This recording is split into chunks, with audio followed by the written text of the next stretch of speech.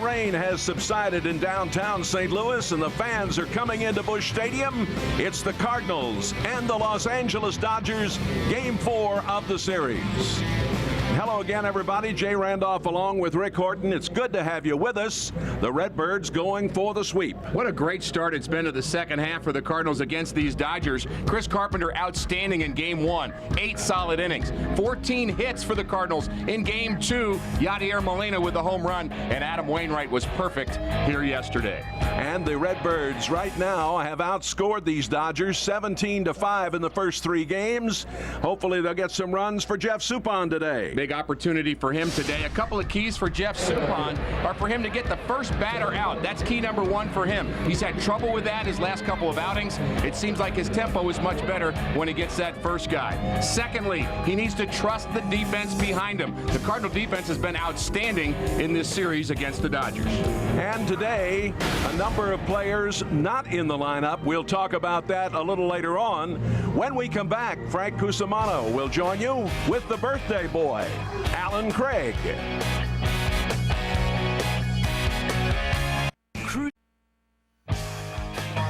And welcome back to Cardinal Baseball on News Channel 5. It's the Cardinals and Dodgers in the final of a 4-game set. It's a pleasure to get together with Alan Craig, who got some good news. You'll be in the lineup today. How excited are you, and how did you find out the news you're replacing number 5?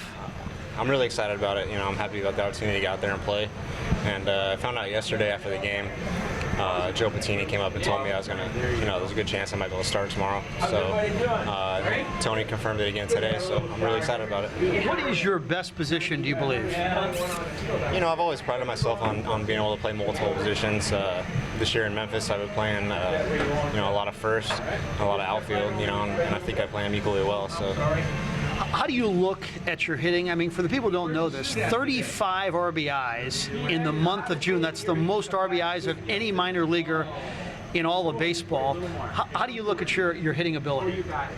I've always been confident in my ability to drive in runs. I've always felt that I'm a good hitter, and when I get up in an opportunity to drive in runs, I really try to focus in and get the job done. Because that's what wins games is clutch hitting and get the job done. When you're doing that in Memphis, in the back of your mind, are you thinking, when am I going to get the phone call, or is that just counterproductive to being a good player down there? I think it's definitely counterproductive if you're playing, waiting for the phone call after the game. For me, it was just a matter of getting in the rhythm of playing every day, going to the park, and not really worrying about, the big leagues too much. For me, it's just playing and trying to do the job. And I was doing good in the month of June, July, and the call kind of happened when I wasn't expecting it. That's kind of the best when it happens like that. So you get the high of the call up, but you also have gotten the low, I guess, twice this season of saying you're going back to Memphis. What's that like? It's definitely tough, but as a young player, you kind of have to expect that a little bit. It's tough to just jump into a starting role right away, and for me, it's just getting down there playing and waiting for my opportunity again. Final thought, what was your awe moment as a big leaguer? I can't believe I'm lockering next to her. I can't believe I'm facing this guy. What was the one moment that jumped out at you? I think it was my first big league hit. The game was on ESPN, Sunday Night Baseball, and all my friends and family back home got to see it. And just getting in there and getting that first knock, and feeling like you belong. That was really, really special. We appreciate the visit. Good luck today. All right, thank you. All right, that's Alan Craig. We'll take a short time out. Cardinal Baseball coming up next on News Channel 5.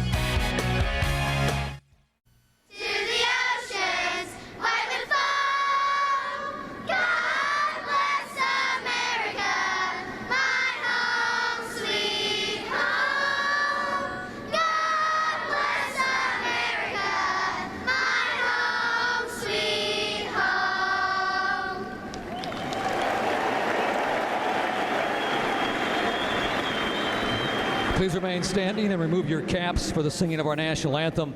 It's performed today by the Teutopolis Junior High School Band. They're under the direction of Jeff Armstrong.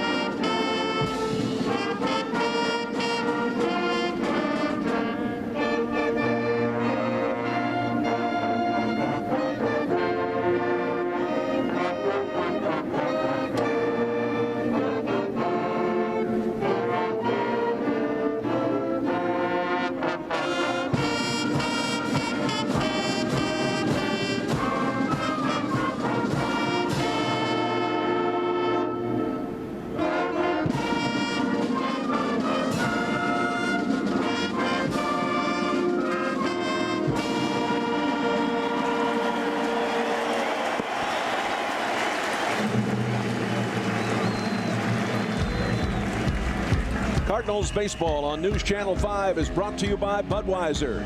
Want to go home with me tonight? I'm the designated driver. Budweiser. Responsibility matters. By Commerce Bank. Want more in a banking relationship? Call, click, or come by Commerce Bank. Member FDIC. And by Sunset Ford. Click and pick today. Drive it home tomorrow. Visit sunset-ford.com. Well, the folks gathering here after the heavy rains this morning. And Rick Horton, the grounds crew, did a fabulous job in getting this field in shape. They always do. Bill Finley and his crew do a great job day in and day out. And it's not easy when you consider how quickly they've got to turn it around. But the field looks very playable as we look at the Dodgers starting lineup. Furcal is the guy that Jeff Suppan will really have to handle at the top of the lineup. He's very dangerous. Not only is he hitting well, but he runs well. And a couple of absences of the Dodgers lineup. Loney, the first baseman, is out, as well as Manny Ramirez and the catcher Russell Martin. Jeff Suppan gets the call today. Born in Oklahoma City, grew up out in California. A former Cardinal, back with the team that he flourished with, of course, here in 2004, 5, and 6. And here's the defensive alignment today. The Cardinals have played very good defense since the break. Schumacher made a great play in Garcia's game. Otherwise, Garcia might have given up 4 or 5 more runs in that game. Jay in center field today. Be interesting to watch him play. And we've got a new first baseman. Alan Craig will be spelling Albert Pujols, but I still say, Jay, we will see Mr. Pujols before the afternoon is complete. Predictions of things to come from Rick Horton.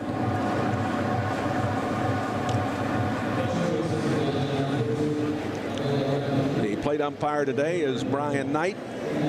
Jerry Davis at first, Ron Culpa at second, Greg Gibson at third. And Furcal will lead it off. There's Albert. Furcal is batting .333. And against Suppan, .455 in his career. And as Rick mentioned, he runs very well, 15 stolen bases. Here is our Toyota first pitch of the game.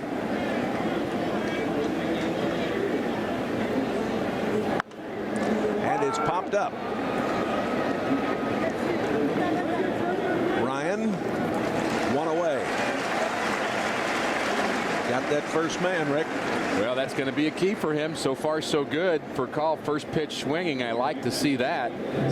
More leadoff guys are doing that, Jay. That used to be kind of a no-no. Yeah, it did. The old school was look at some pitches. Yeah, the old school was if you can get the pitcher to throw 6, 7, or 8 pitches to you as a leadoff hitter, you are doing everybody else a favor because he's going to have to show all of what he's got by the time you get there. But I think leadoff hitters now just a lot more aggressive with that first pitch. Jamie Carroll standing in. 36 years old from Evansville, Indiana. It's 78 degrees. The rain cooled things off. I want to thank Jamie Carroll as well as a number of the Dodgers who stayed after the game yesterday and participated in the Christian Day ceremony with Tony Dungy. Jamie and Clayton Kershaw, A.J. Ellis, the catcher, all 3 of these guys after a tough loss stayed after and were very instrumental in that day, and the crowd certainly appreciated them, but I just wanted to thank them one more time. Well, it was a terrific success. There's Kershaw. Kershaw was just wonderful in his presentation yesterday. He's such a fine young talent. Cardinals really handled him pretty well in the first game of this series, but he is a very good pitcher, and he has got a great future ahead of him. 1 ball and 2 strikes to Carroll. Carroll batting .083 against Suppan. That's low, 2-2. Down in the bullpen, Jaime Garcia. Probably didn't get a chance to throw his bullpen earlier because of the rain, so he's actually doing it here during the game. And they'll normally get about 50 pitches in on their normal side deck. Lopez, high throw, but a good job there by Craig to hold on, and they're 2 away. Speaking of throwing, Loesch threw yesterday, 50 pitches from the mound, was very thrilled at the way he felt. Well, that could be good news ahead, as Craig, I'm not sure he's got his foot on the base there, but that's really good footwork by Craig. And that's a play that the Cardinals do not want Pujols to do. That's that inside throw, which is a little bit dangerous with the runner coming down. First baseman's very vulnerable there. They'd prefer Albert doesn't do that play, but of course it worked there with Mr. Craig. Ethier at the plate. And a shot out into left. On the run, Holiday, and he makes the catch right on the line. Nice job as Holiday got over there after a good jump. Half inning has been played. No score here at Busch. Here's the starting lineup for the Redbirds, and you'll notice that quite a few of the regulars are getting a rest today. And these games are great, Jay, because you really find out how deep your team is and how you handle a little bit of adversity. The Dodgers have adversity because their best players are hurt. Some of the Cardinals are just getting rest, including Albert and Yadier Molina. And Tyler Green not playing, and he's been a big part of sparking this Cardinal offense. Yeah, he took a shot on the hand, was hit by a pitch. You saw Vicente Padilla, 4-2. And a good defense behind him. The best defensive player of the lot is probably the center fielder, Matt Kemp, who does have a Gold Glove to his credit. And there's a couple of guys playing out of position behind him, too. We'll see if that makes a difference. Felipe Lopez batting .500 in his career against Padilla. Strike on the corner. Padilla is from Nicaragua, 32 years old. Originally signed in August of '98 as a non-drafted free agent for the Diamondbacks. The Dodgers got him late last season, and he turned out to be, I guess, about the best pitcher that they had in the postseason. He's also very good in his last outing. He went 8 innings, and he only allowed 2 hits. He pitched 7 scoreless innings against the Cardinals in the win in the National League Divisional Series. 2 balls and a strike.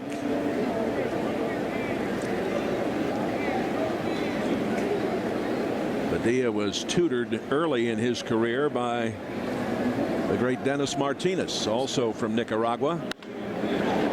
Shot up the middle as Furcal comes over and gets to it and makes the play, 1 away. I was just thinking about him, too. He's actually a minor league pitching coach with the St. Louis Cardinals right now, Dennis Martinez. 245 wins in his illustrious career. And he was, I mean, really good. Yes, he was as good as they came for about a 3 or 4 year period. And when he was on, he was nasty. He had one of the best pickoff moves for a right-hander that I've ever seen. He was so quick with his feet. John Jay's batting .370. Right down the middle. Jay's been very impressive. Had that season high 12-game hitting streak snapped last night. Inside, 1 ball and 1 strike. Rockies are playing in Cincinnati.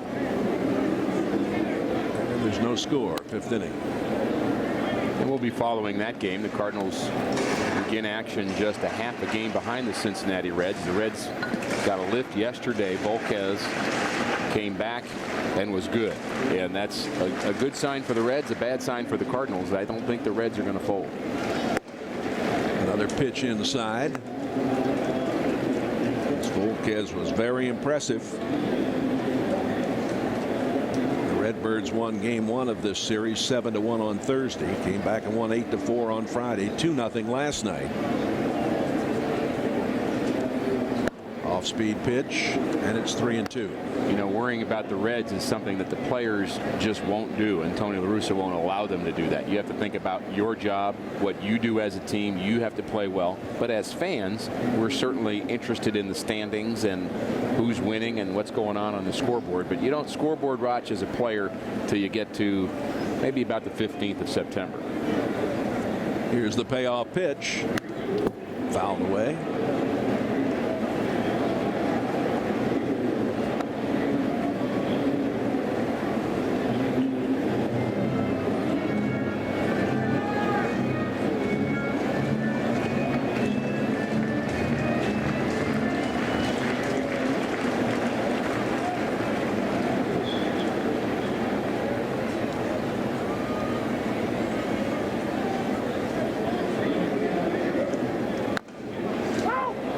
leader that hit the plate. It's foul.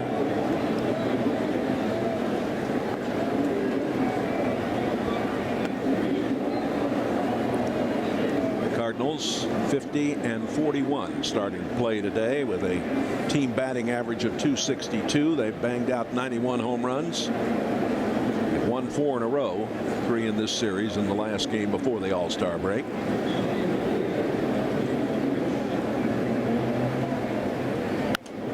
Fouled away. Jay hanging in there. May have fouled that ball off his foot too, which would of course make it a foul ball. But Cardinals yesterday had 2 guys hit bullets off their own foot. Molina did it, and Matt Holliday, and I wasn't sure Holliday would be in the lineup today. Well, Tony waited till he really checked the Holliday situation out before getting the lineup finished.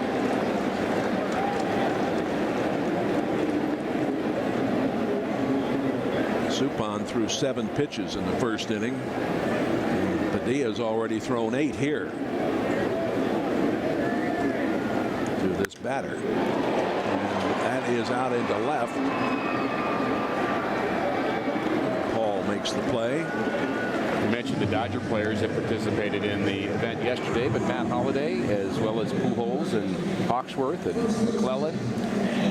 Terrific to have Tony Junji here. Well, he was amazing. This fella, huh? Adam Wainwright also participated, but Matt Holliday did it while he was hobbling on his ankle. So these players really did a nice job yesterday. We had about 5,000 fans stay for the post event, and being around Coach Dungy, you understand why he's been so successful. Craig, his birthday today, and the shortstop is called off, and the play is made out there by Paul. So the Cardinals go down 1-2-3, and after an inning of play, no score.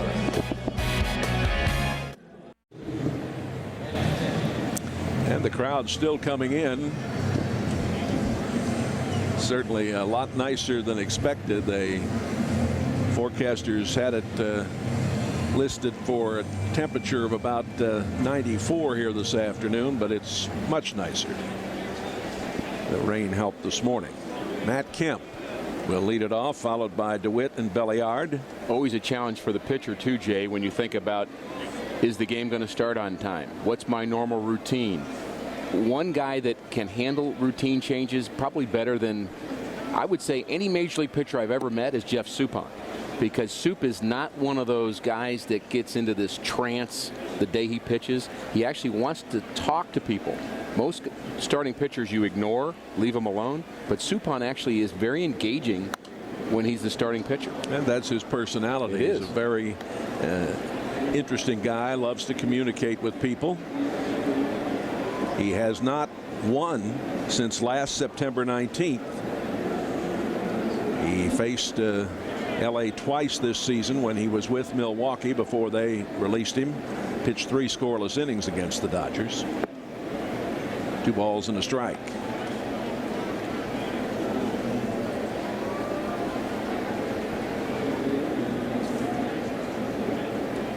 Kemp is from Oklahoma, 25 years old. Was going to Oklahoma on a basketball scholarship and then decided to play Major League Baseball, and he's done all right. He's a .286 lifetime hitter against Suppan. He leads the club with 16 home runs. And they have very good young hitters, not just Kemp, but Ethier, Loney.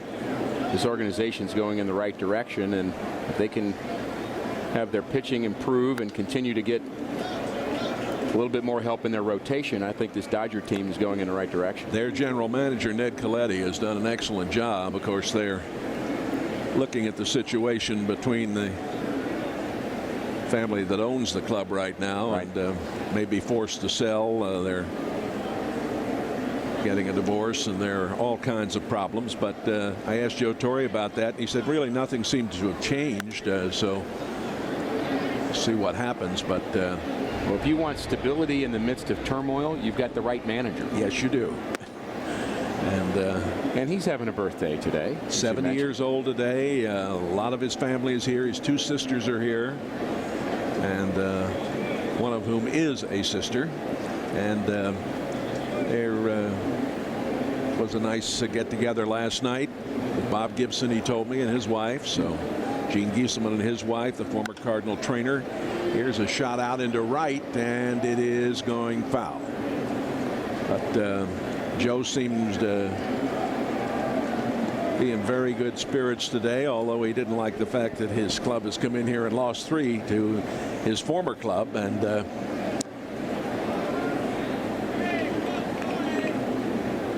I asked him about next year. He said, I'm going to make that decision late this season. So I guess he'll make it before the season is over, but probably sometime in September. Here's the 2-2. And into right it goes. Randy Wynn is under it. One away. Well, we have 2 future Hall of Fame managers at the ballpark today, and both Joe Torre and Tony La Russa. The problem is they're not going to be able to get into the Hall of Fame until they stop managing. And I don't think either one of them really wants to do that. They love the game so much, and they've been so successful and so well liked by their players, and such a good thing going. It's hard to give it up.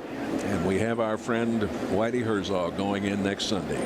What a wonderful day that's going to be. You're going to be there. And I will be. That's terrific. And so many of Whitey's friends are going to be on hand in Cooperstown. Wonderful article today by Dan O'Neill in the Post-Dispatch about young Mr. Herzog growing up in New Athens, Illinois. And he's always maintained that same personality of being just a humble guy from Southern Illinois that's just made it to the big time. But, you know, he just really became a genius at leading men. DeWitt with a shot into right. DeWitt was 0 for 1 lifetime against Suppan, but he hit that ball on the nose. He's batting .273. Here's Alan Craig playing first base. DeWitt is from Sikeston, Missouri. And he's down there at first with 1 away. And Ronnie Belliard, the old vet, stands in there. He's batting .218. 35 years old, born in the Bronx. 12 major league seasons. Hard-working guy. Nice curveball there from Soup. He had a nice season when he played for the Cardinals. I thought he was a little better defensively than he'd been advertised. And when he played in the American League, you really thought of him as just a power-hitting middle infielder, which, of course, is a premium to find guys like that. But I thought he played very well as a Cardinal.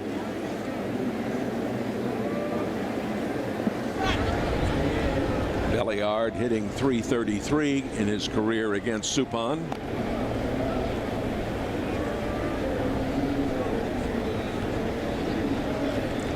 Belliard was with the Cardinals in the World Series year of '06. 1 ball and 1 strike.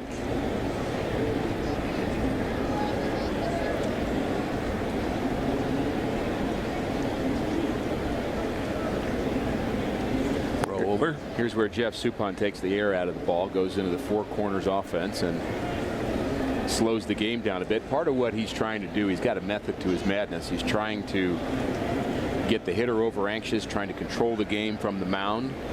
And there are times where he works a little too slow for some tastes, but but he's doing it for a reason. Yeah, that's his style.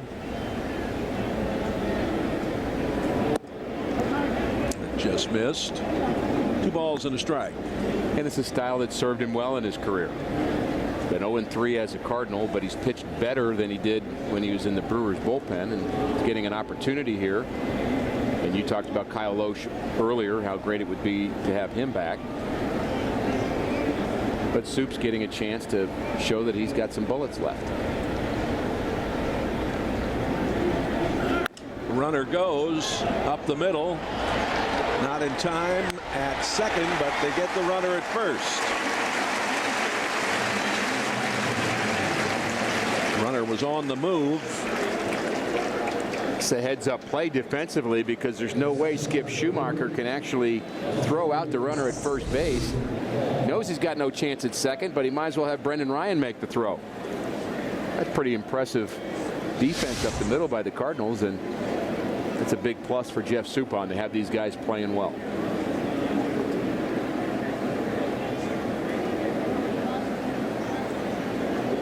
Here's Xavier Paul batting .261.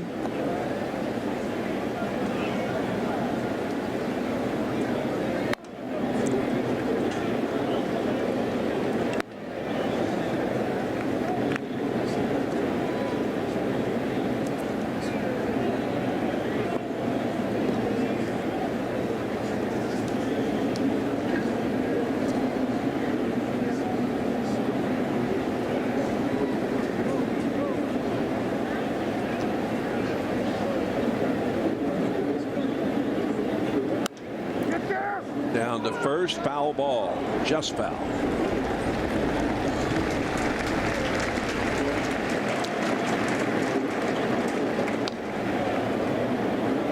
Paul walking back down as he will return to the box. A 4th round pick in 03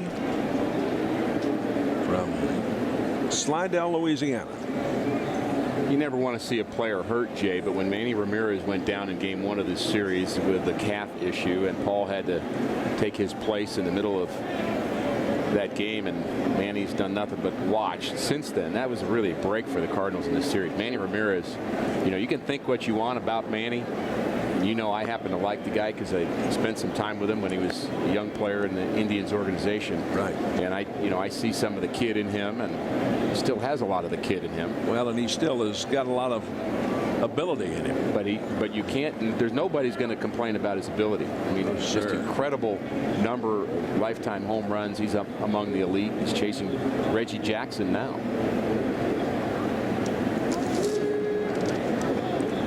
554 career home runs. The 1-2 pitch. Swept out to Schumacher. He throws on. Well, we had that rather weird ground out, that play at second, but Ryan was able to get the ball over to first. No score.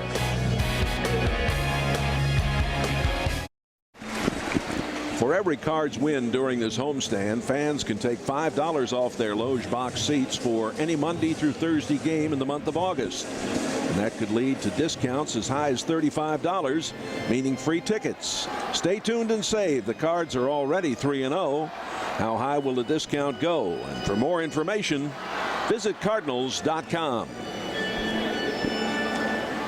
Matt Holliday standing in. Matt's average at 307. 167 average against Padilla.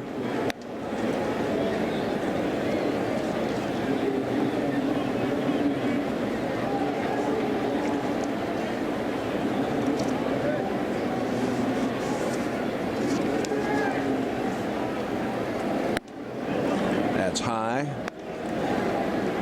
Holliday leading the team with 30 multi-hit games. Including a couple of hits yesterday. He is from Oklahoma. Stillwater, the home of the Oklahoma State Cowboys. Remember, Stillwater runs deep. I believe the University of Oklahoma head baseball coach was here at the ballpark yesterday, a friend of John Rooney, and we had so many visitors yesterday here, Jay, at the ballpark, I couldn't count them all. Yeah, I'm sorry I missed Anna Kournikova. Yeah, she's sorry she missed you too, Jay. She got to throw out a first pitch, but so did Tony Dungy, and of course Lasorda has been at the ballpark. Whitey Herzog for this series. 2-2 the count. Holliday, Wynn, and Schumacher. Scoreless game as we're in the bottom of the second inning. Smallest crowd of the series on hand here this afternoon. Trying to get Holliday to chase that high fastball. Cardinals have been a little more selective in this series. Not as many strikeouts. There were a few more yesterday. They were a little too aggressive, I thought, last night at times. The first 2 games, they really cut down on the strikeouts, put the ball in play, and good things happen. A walk. Adam Wainwright. Another marvelous performance by Adam. His ERA just barely over 2 now, second in the National League. 6 innings, 1 walk, 3 strikeouts on a very hot day, and is a little bit surprised he didn't go out for the 7th, but the way Kyle McClellan's been pitching, how about the job that he did? 1 2/3 inning one day, and then 2 innings the next day. There's a line for Mr. Wainwright, just 5 hits. Tony indicated McClellan would not be available today. Here's Randy Wynn, switch hitter, batting .300 lifetime against Padilla.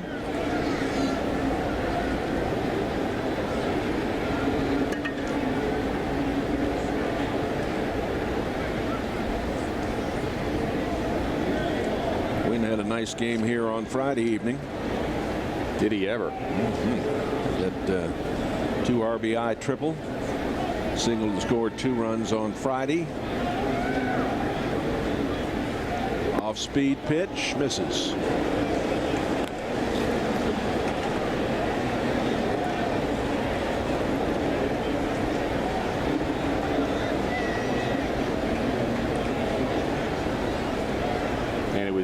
Great vindication for Tony La Russa when Wynn had that good game, because he had to sit John Jay in order to play Wynn, and Jay was red hot. And here is a shot into right center, and it is going to be caught out there as Kemp closed on it. A throw back to first base. Out. Double play.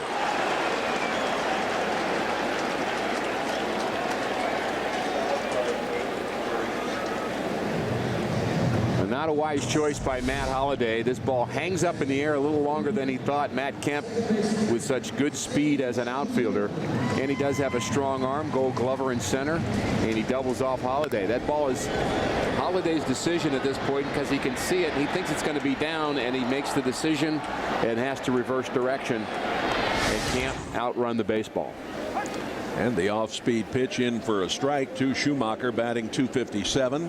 57 miles an hour on that curveball by Padilla. The old floater, huh? Yeah. Whoops. And this one is into left.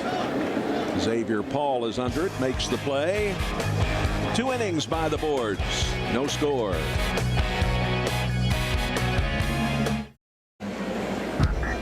Today's game is brought to you by Budweiser, the official beer of the thirst inning.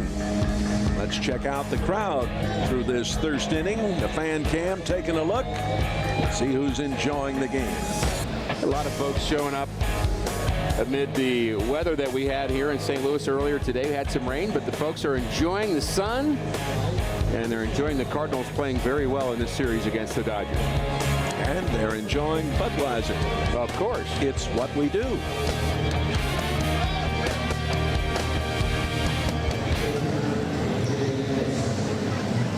A.J. Ellis doing the catching. Russell Martin, problem with his left thumb, missed yesterday's game and not in the lineup today. Ellis batting .200.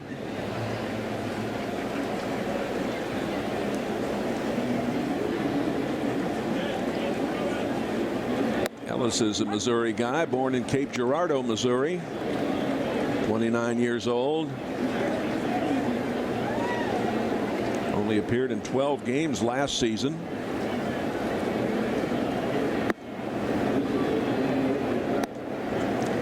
He's been considered the best defensive catching prospect in the Dodger organization, going back to 2007. That's one of the best things that can be said about you if that's the position you play. Absolutely. You don't want to be the best offensive catcher in an organization. You want to be the best defensive catcher. You're going to advance a little bit more quickly if you can handle pitchers, do the job behind the plate. And this into right, going foul.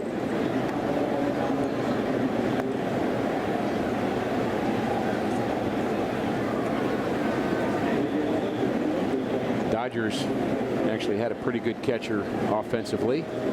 One of the best ever. Mike Piazza, not the best defensive catcher, so there are exceptions to the rule. I guess if you can hit 37 home runs, they'll find a way to play you. He was very impressive offensively. There's the strikeout, the first of the afternoon for Suppan. Follow the Cardinals every Sunday morning at 10 with the Sunset Ford Cardinal Nation Show. It's 30 minutes of in-depth stories, interviews, and features. The Sunset Ford Cardinal Nation Show, right here on your home for Cardinal Baseball, News Channel 5. Padilla batting .083. Inside for a ball.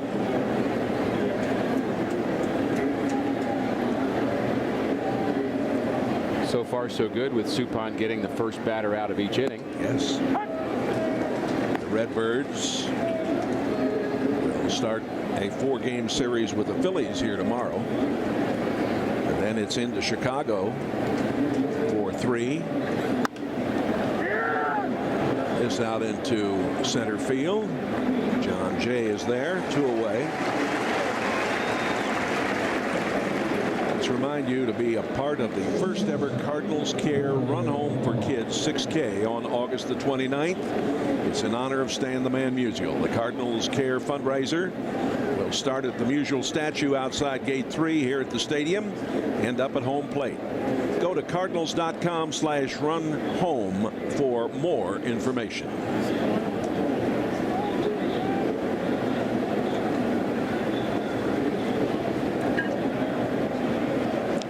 Furcal popped out to start the game.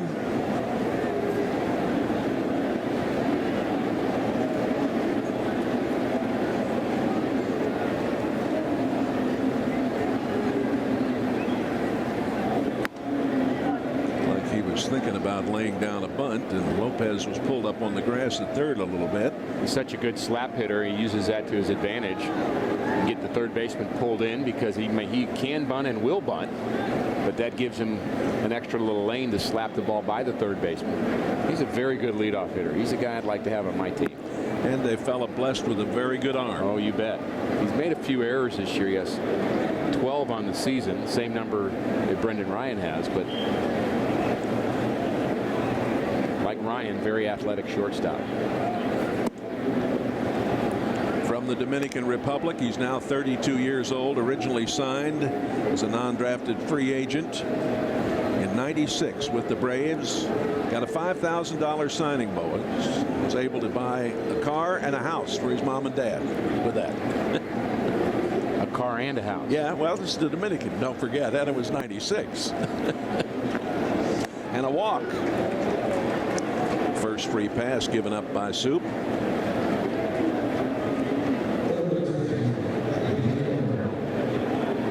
Carroll grounded out back in the first inning.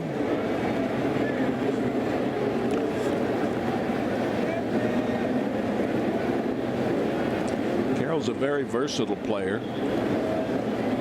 He's played every position on the field except first base, pitch, and catch.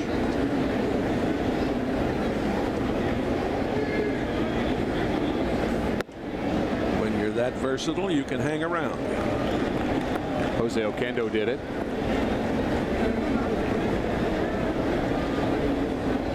And all that does is increase your value.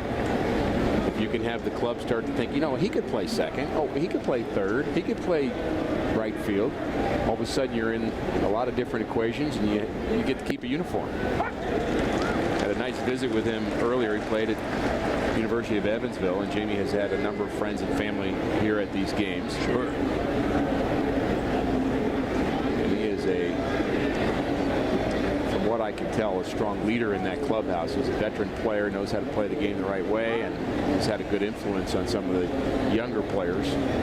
My favorite athlete from Evansville, Bob Grieston. I won't tell the Bennis brothers you said that.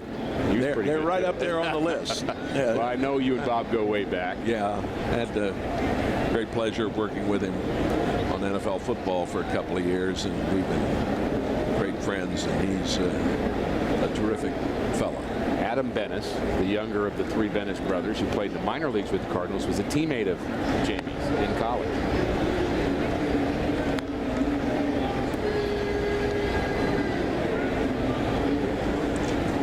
And one strike, no score here. Top of the third inning. The Birds a half game back of Cincinnati in the Central. I believe Don Mattingly is from Evansville as well, or at least somewhere close to by Evansville. there, I believe that's right. And had a nice visit with him before the game as well. What a great hitter Don Mattingly was. For a 2 or 3 year period in the early 80s, I don't think there was a better hitter in baseball than Don Mattingly. Go over to first. One of the reasons, Rick, for the success of there he is. Sweet swing. Yeah, one of the reasons for the success of these Dodgers is how well they played in their division. They're 23-6 in division play. That's actually the best record within your division of any team in baseball, by far. Cardinals are 21-16 in the Central.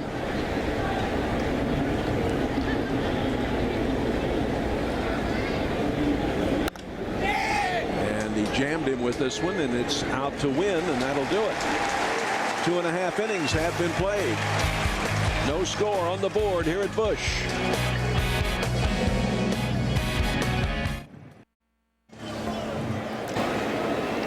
Join News Channel 5 and make the pledge to hang up and drive. Help end distracted driving by keeping your eyes on the road and off the phone. Take the pledge now at ksdk.com. Everyone who makes the pledge will be entered to win a brand new 4-door SEL Ford Fiesta.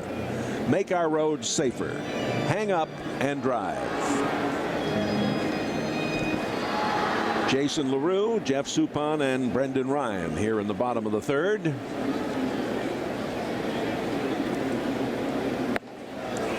Down central. Want to send along our best wishes to a terrific St. Louisan, Mickey Garagiola, in the hospital at Barnes Jewish Hospital. And Mickey, I hope you're listening this afternoon, and hope you get out of there quickly. Our very best to you.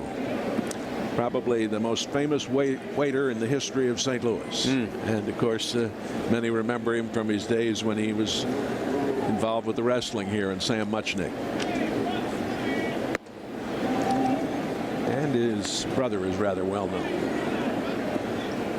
They have a nice shrine to his brother out in Arizona. They do. That press box at the ballpark in Phoenix is an amazing display of Joe Garagiola memorabilia.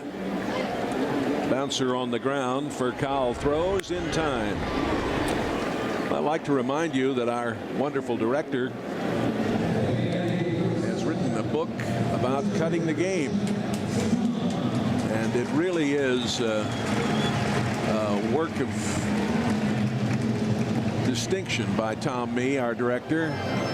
You can follow the Game Day blog and get your copy today. CuttingTheGame.com. I recommend it to you if you're interested in how television brings the games into your home. He's got a copy. He reads it between innings.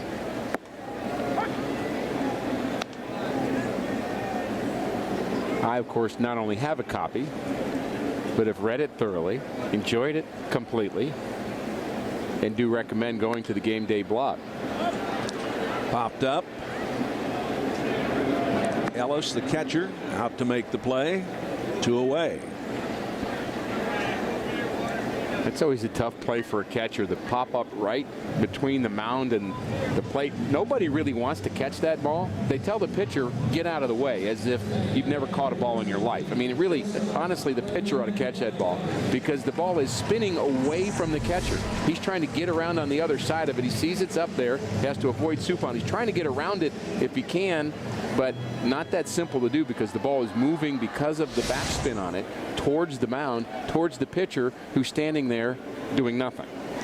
Brendan Ryan with a single up the middle. He is swinging the bat better.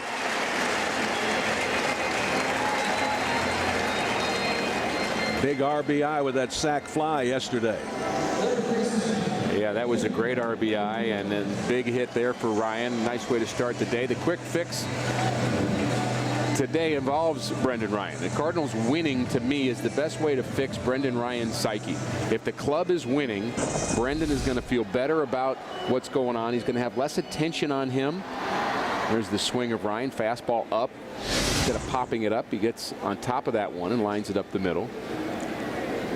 And I think when a player is really struggling, Jay, the team winning is the key factor in helping that player through it. If the team's losing, then it gets magnified. Then you feel even more pressure. And so I think he's ripe to get back on track. Tony was talking about it with me today as this goes to the right side and is handled by DeWitt. And that's going to do it. But Tony was saying that, you know, he did get that RBI on the sac fly, but he was upset he didn't get the hit. No score after 3 innings. Bill Build-A-Bear Workshop Day at Busch Stadium. It's the perfect reason to watch the Cardinals play the Pirates Sunday, August 1st. Fans ages 12 and under receive a bear from Build-A-Bear Workshop outfitted in a 1985 Ozzie Smith Cardinals replica jersey. It's sure to be a very good time. For tickets, call 314-345-9000. There's a different way to wear a hat. Little side saddle. Ethier, Kemp, and DeWitt do as we move to the 4th inning in this scoreless game. Both clubs have a hit.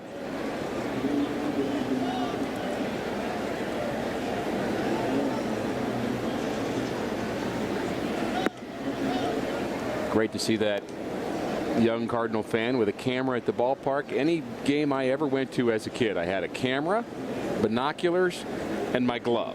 That was kind of the trifecta. You got to have all three of those things. You never know when you're going to need them all. And you were a Mets fan. I was a Met fan, but only allowed to see Cardinal Met games because half of my family were Cardinal fans. My grandmother loved Stan Musial and Red Schoendienst, and tried to convince the rest of the family to be Cardinal fans, and it took a while to get me, but once I joined the ranks, no looking back. The Rockies lead 1-0, 7th inning at Cincinnati. There's some good news. 2 balls and a strike. Off-speed pitch. 68 miles an hour on that little flutter up there. We've seen some off-speed pitching here so far today, haven't we? And as slow as this pitch is, he just takes a little bit more off it. It's 10 miles an hour faster than that slow curve that Padilla's throwing. Here's the 2-2.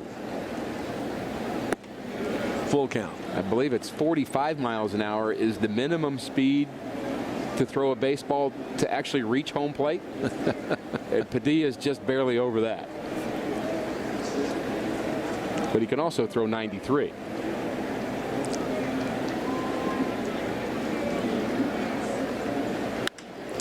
Into left field, and Holiday is there. Sunday's game day on News Channel 5. You'll want to join us on August 1st. The Cardinals and the Pirates here at Busch Stadium. And the Window World Cardinals game day preview comes your way at 12:30. We'll be joining you again in 2 weeks, August 1st, the Redbirds and the Bucks. That game next Sunday, if you have a schedule, at Chicago. That is now a night game, nationally televised. Oh, you want to make that change on your schedule. So Ethier is flied out and lined out to left on 2 occasions. How about that? That's one. That's a new one. Couple of cup holders there. Improvising. Yeah. Kemp fly to right back in the second. He puts this one out into right. And that's the second hit of the game for the Dodgers. He just made contact and flared it out there to right. And flare's the right word. Just a simple swing. Just put the bat head on the ball. Actually gets rid of the bat pretty quickly out of his hand. Whoops. Glad that didn't hit the umpire, but he was fooled by that pitch a bit, but still was able to get the good part of the bat on the ball, which is really the secret. DeWitt singled to right in the second.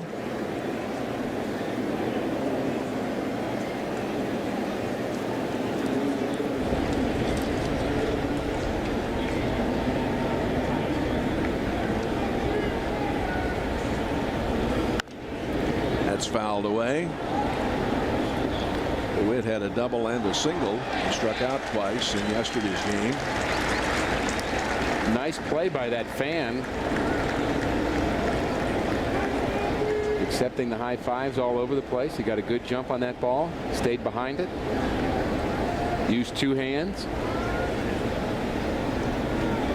And probably has a bruised hand to show for it. Players wear gloves, you know. Fouled back. 0-2. DeWitt was on a merry-go-round last year. He was up and down 6 times with the Dodgers.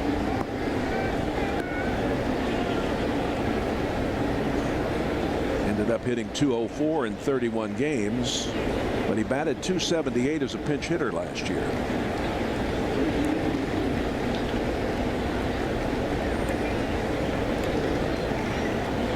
Ahead in the count, try to get him to fish for something he might hit on the ground. Keep the runner close first. Kemp does have good speed. 15 stolen bases. He's been thrown out 10 times. Yep. It's 15 for 25. Was Wainwright in the game with those 2 huge double plays yesterday, and we haven't talked about the remarkable defensive plays that Pujols made. It's just mind-boggling how he does that. This is out into left and going foul into the seats. Now there's a couple of places when you're trying to get a ground ball you can go to try to induce one. There's Albert still in the game. You notice game's going on. We might not see him till later, but he's studying. He and Yadier Molina watching every pitch. He may not be in the game physically, but he's in it mentally. But if you're trying to get a ground ball, you're going to want to throw one kind of middle, in, down, or a breaking pitch away. Runner goes. Foul back. And you're trying to get something with late movement down, which could be a little sinking fastball, could be a slider, to try to induce that ground ball. It's not that you can always make that happen, but there are, again, a couple areas that Suppan can go to because he wants that ground ball here. You'll remember DeWitt was running after his single in the second inning when they play at second occurred as Schumacher got the ball to Ryan, who was able to get it over to first. Schumacher would not have been able to make that throw. 1 ball and 2 strikes.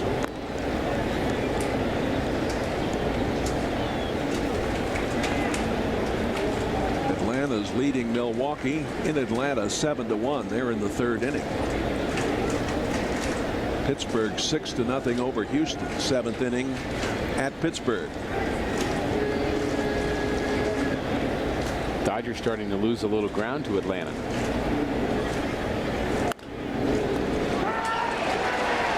How about that? Double play. Nicely turned. Good job by Craig. No score after 3.5. This portion of Cardinal Baseball on News Channel 5 is brought to you by Bank of America. Get Cardinals banking only from Bank of America. Get started at a banking center or go to bankofamerica.com/Cardinals. By the Dave Sinclair Automotive Group, a proud sponsor of Cardinals baseball. And by McDonald's. Try a new ice blended caramel or mocha frappe. They're now at McDonald's. John Jay, Alan Craig, and Matt Holliday do here in the bottom of the 4th. Time for a little offense. Inside, ball 1.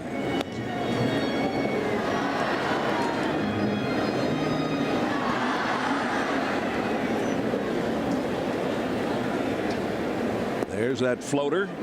It's inside. Not quite the Ephus pitch, but close. I remember as a kid growing up in Washington, the Senators had a pitcher named Bobo Newsom. Oh, yeah. He threw the old blooper ball, they called it. On the ground, Belliard off to Padilla. 1 away. Let's remind you what's on tap. And a change in the start time for tomorrow. What's on tap presented by Budweiser, the Phillies and the Cardinals. And the pregame show begins at 5:30 tomorrow on Fox Sports Midwest. I mentioned that the Dodgers are struggling in this series against the Cardinals and losing ground to Atlanta. Of course, it's been about 20 years since Atlanta was in the West Division. I was just going to say. Yeah, no, but Atlanta is playing very good baseball. The Dodgers losing ground to San Diego. Right.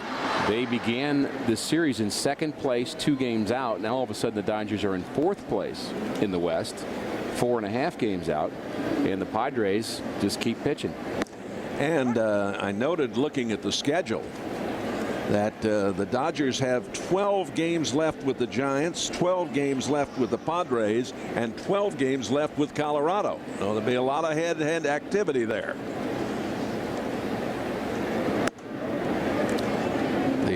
And you mentioned how good they've been in their division, and if they can continue to do that, they can continue it. Yeah, it always is in baseball. You have to play well in your division.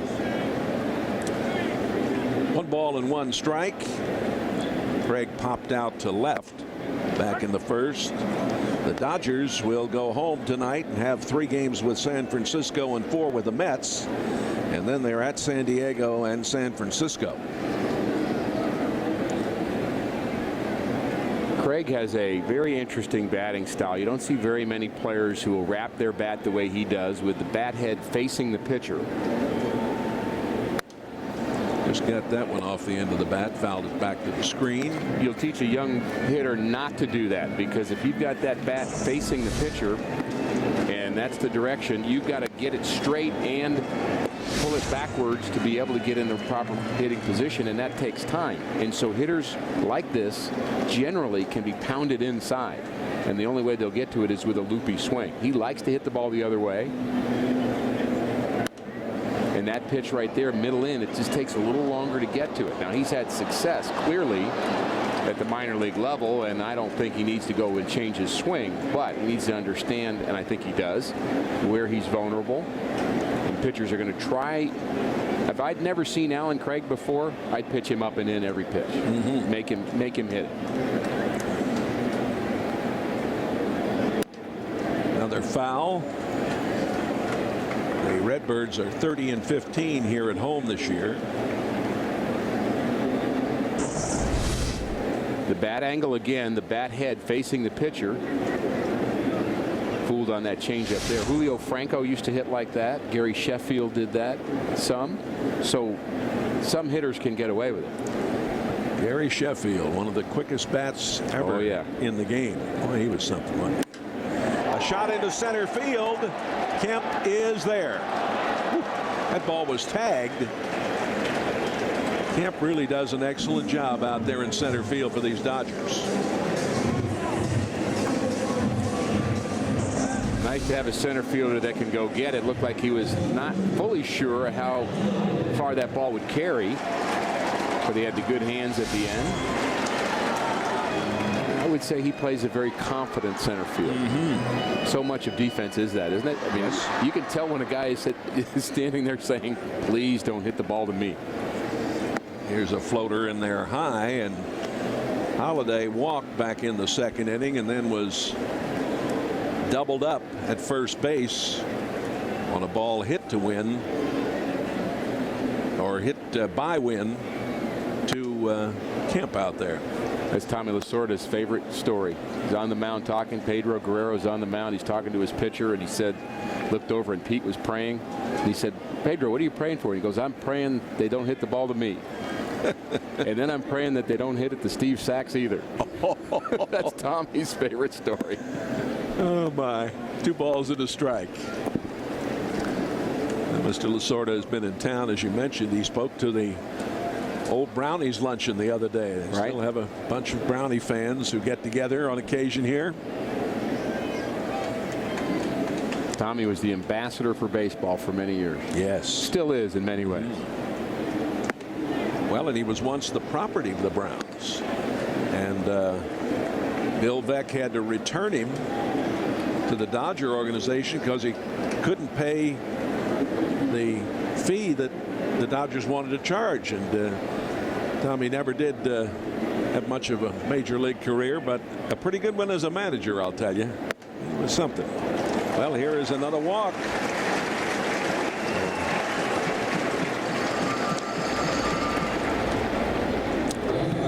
This date in history, a wonderful player, Bill White, ties Ty Cobb's record, collecting 14 hits in back-to-back doubleheaders. Mr. White later went on to be a terrific broadcaster with the Yankees, and also the National League's president for a while. Wonderful man. Very well respected. 14 hits in 2 days. Win, as I mentioned, the switch hitter, flied to center, and was part of that double play when Holiday was cut down at first, trying to get back. It looked like the ball that Wynn hit out into center was going to be falling in front of Kemp. Here's the runner going, and he is out. Good job by Ellis. Holliday didn't think he was out, but he is. We've played 4 innings. There's no score. A total of 25 winners and their guests were randomly drawn, and we'll catch a train, catch a game with today in St. Louis's Heidi Glaus and Scott Connell. Winners will travel on Amtrak. They'll go to a Cardinals-Cubs game on the 25th, stay at the Millennium Knickerbocker Hotel, and have breakfast at Harry Carey's on Navy Pier. One more winner will be announced tomorrow morning on Today in St. Louis. Registration now closed. There were 42,000 entries. That's amazing. What an experience that will be. It's a terrific promotion, and all the gang at Channel 5 and Marito's, of course, involved in that. It's been great. Here's a long shot that is foul. And those are still great games. Cardinal Cub games, no matter what. It doesn't even really matter where the teams are in the standings. It's always a treat to be at Wrigley Field or to be here at Busch Stadium to see a Cardinals Cubs game. 1 ball and 1 strike to Ronnie Belliard, the former Cardinal. Just missed outside. But Jay, even though you have the tradition in the Cardinal Cub games, to me there's a different kind of tradition when the Dodgers and Cardinals play, because you're talking about 2 of the best organizations in baseball. No doubt. Who are so similar in so many ways. The Cardinals won the series with the victory here yesterday, and they now trail the Dodgers 998 to 997. It's amazing how close that is. Series over time. But that's a lot of series. That's a lot of years. It's a lot of great players in both uniforms. Into left field. Belliard with a leadoff single.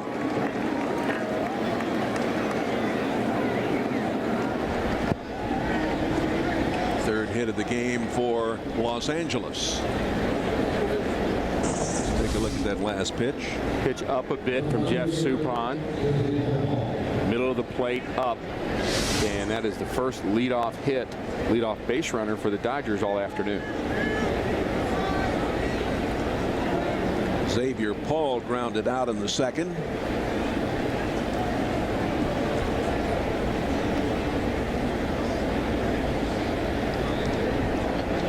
One of the 2 players who grounded into a double play.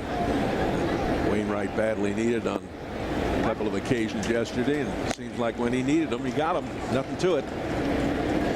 They make a difference. Well, you can get the double play ball, Jay, but they have to still get it done. The infield has to make the play for you. Well, certainly we've seen a lot of improvement defensively in these Redbirds since the All-Star break. Let's hope it continues.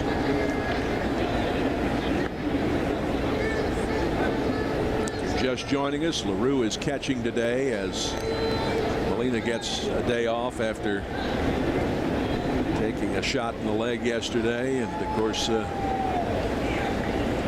Colby Rasmus is bothered a little bit by a leg injury, and Albert certainly needed a day of rest. Green got hit in the hand yesterday. Ryan at shortstop today. But at the moment, these 2 clubs are all even. No score. Top of the 5th inning.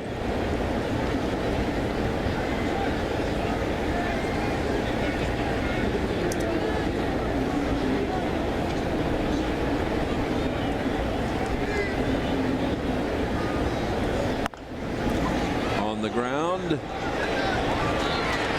in time at first, but the lead man is out.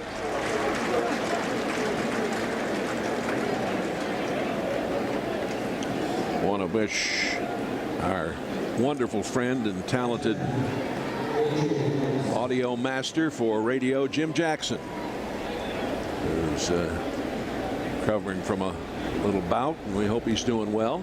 Be back soon. Understand that he is, and Jim Jackson is one of the finest guys you're going to see in this business. Had the opportunity to work with him on the radio side for many years, and just does a great job. And we appreciate Jim, his friendship, and all of his hard work, and looking forward to having him back soon. Here's Ellis.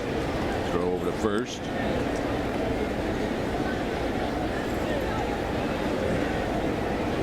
Ellis grounded out back in the second inning.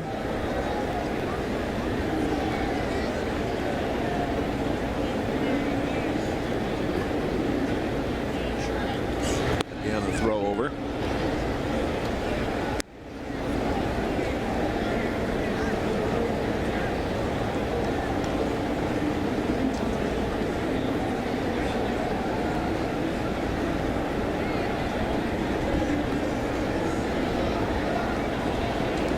Ellis struck out back in the third. The runner is going, and it gets through.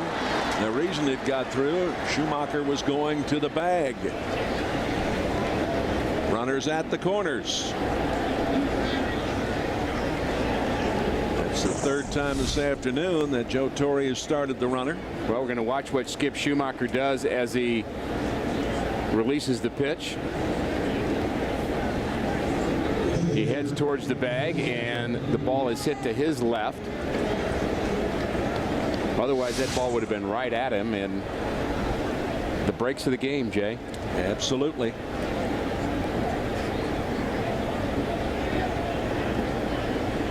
Well, the Dodgers with a threat here.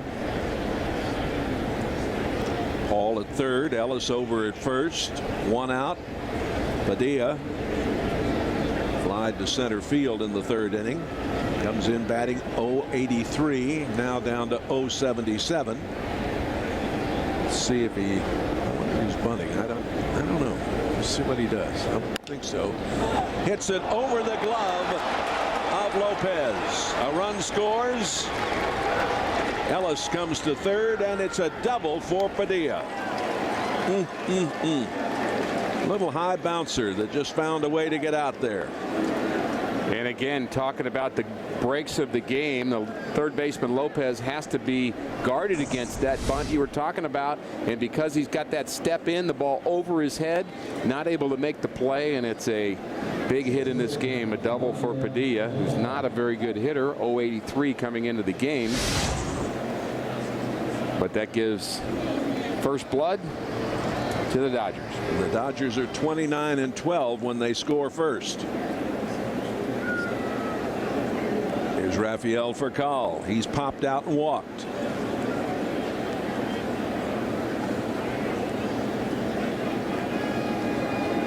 Infield coming in, low for a ball. In the bottom of the eighth inning, it's Cincinnati, and Colorado leads the Reds 1-0. Lopez has a couple of responsibilities as he's playing third in that situation. And Padilla did a nice job of getting the bat on the ball and making something happen. Put the ball in play, Jay. Things happen. In for a strike. Lopez look again at it. Yeah, he's doing the creep step. He's in on third, but he's taking a little step forward right before the pitch comes. And when he takes that step forward, then the ball hit over his head. Otherwise, he might have been able to make that play and might have been able to save a run. But as a defensive player, he has to guard against that bunt and start charging. And in this case, it hurts him. Into right on the run, Wynn. And they're going to hold the runner. And, well, they should. Oh. Wynn with a wonderful throw from out there. I thought for a moment he might overrun this ball. It hit shallow right field, and Wynn does a nice job of charging it, and that's what you appreciate about defensive outfielders, that they do the footwork right and that they charge the ball. And he charges it so well, he actually has to jump a bit to catch it, but all the momentum's still going towards home, and he gets a good throw in to Alan Craig. Jamie Carroll is grounded out and flied to right. Suppan get it out here and get out of this thing with only one run. Minimize the losses. Absolutely.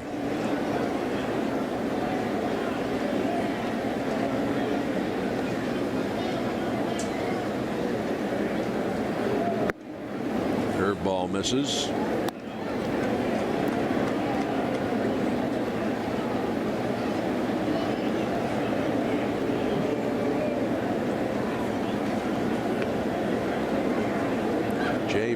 rather shallow out there in center.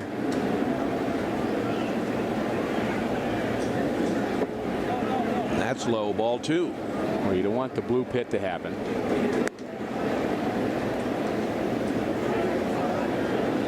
He is more shallow than any of the outfielders. The right fielder, Wynn, is fairly shallow as well, and the deepest outfielders in left. Furcall is a switch hitter. He has 36 RBIs this year. As I mentioned early on in the telecast, or excuse me, Carroll. And Carroll hits it out there to Schumacher in time, and they get out of there. Padilla with the bouncing base hit. LA's on the board, 1-0.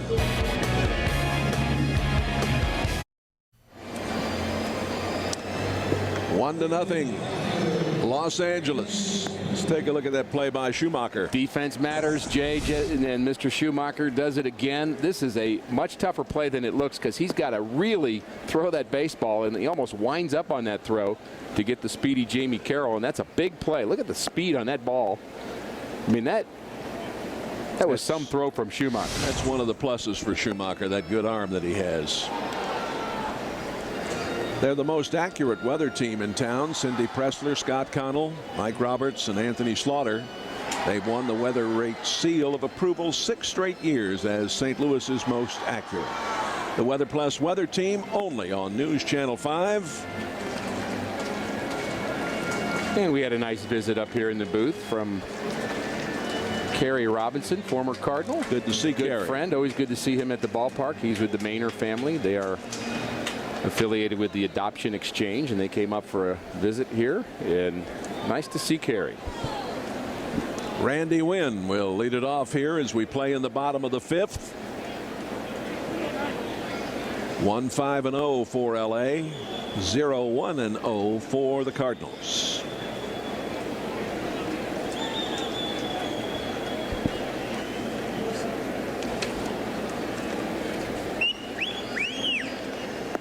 There's that floater from Padilla.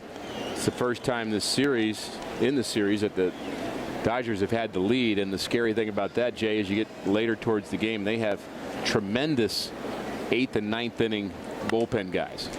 Here's one out into right. So you've got to get that back as quickly as possible and not let them settle into a lead, because you get to Quo and Broxton and it's turn out the lights, the party's over. Andre Ethier in right field making the play, and Schumacher will come to the plate. He flied to left back in the second.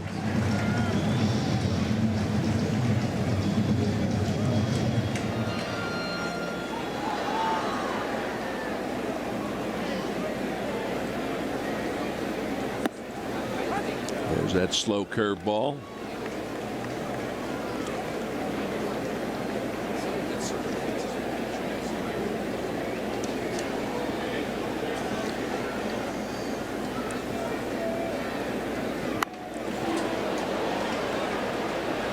Carroll throws on, 2 away.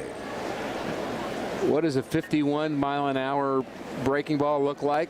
So if you're Skip Schumacher, you keep your hands back, swing now. Just can't wait on it long enough. No, you can't. You think, how can you not hit that ball hard? Well, he's gotten a few outs with that pitch, not just a few strikes, but he's also gotten some outs with it. Been very effective. Jason LaRue grounded out in the 3rd. Fouls it off. You know, a lot of Cardinal fans will probably be disappointed here at the ballpark, and some of our viewers, that both Molina and Pujols are not in this game. I again suspect we'll see Albert before it's over, and maybe Molina. And you look for places to rest players, and it is, I think, frustrating for some fans that both guys aren't playing on the same day. Holiday is in the lineup in left field. We almost didn't see him in the lineup today with his ankle issue. Into right.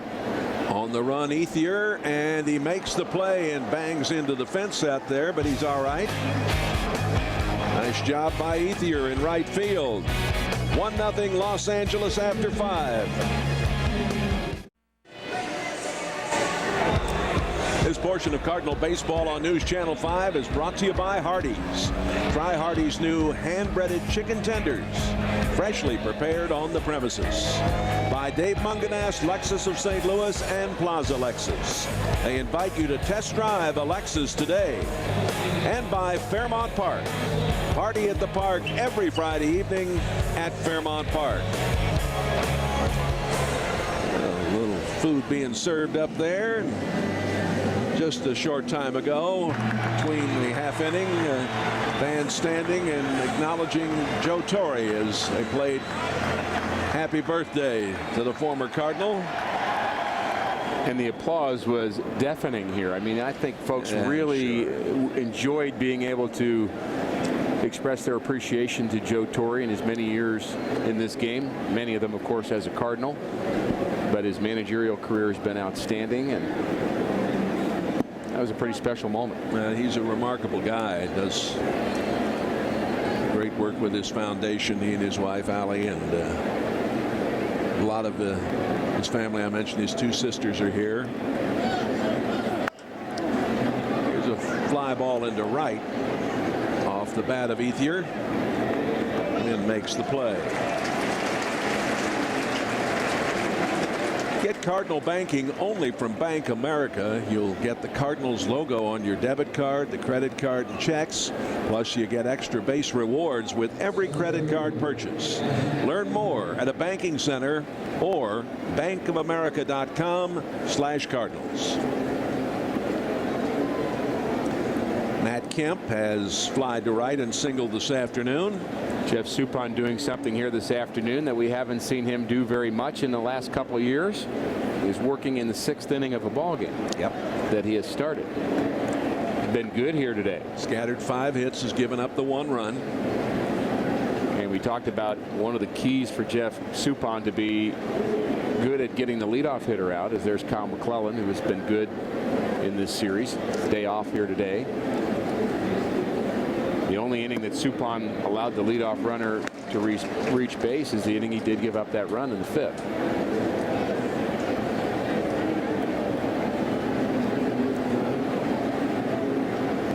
This guy hit 3 grand slams last season, tying a Dodger record. Struggled a bit at the plate this season. Last season he had 26 home runs, 34 stolen bases, hit .297 and 101 RBIs. Pretty impressive year.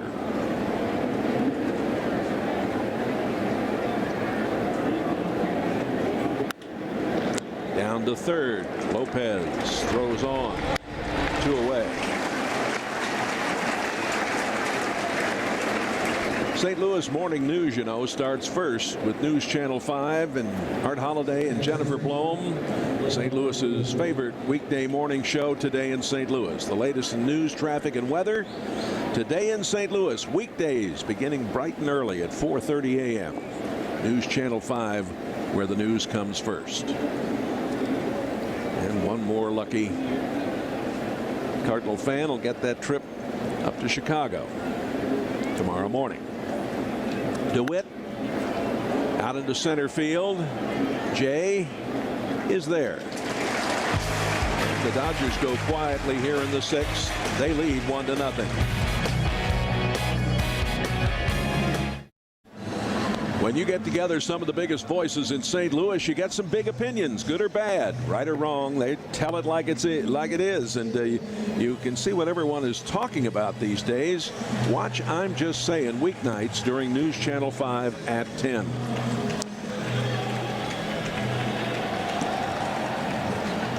Suppan is through. A very nice performance today. Congratulated, and Rasmus will be the pinch hitter. I'm sure Jeff Suppan would like to stay in this game, but as he talks to the pitching coach, I don't think it's a time for a pitcher like Suppan to be recalcitrant. Recalcitrant. Where'd you come up with that one? That is the Jeff Suppan word of the day. There you go. Defiant, stubborn, rebellious. There's Boggs.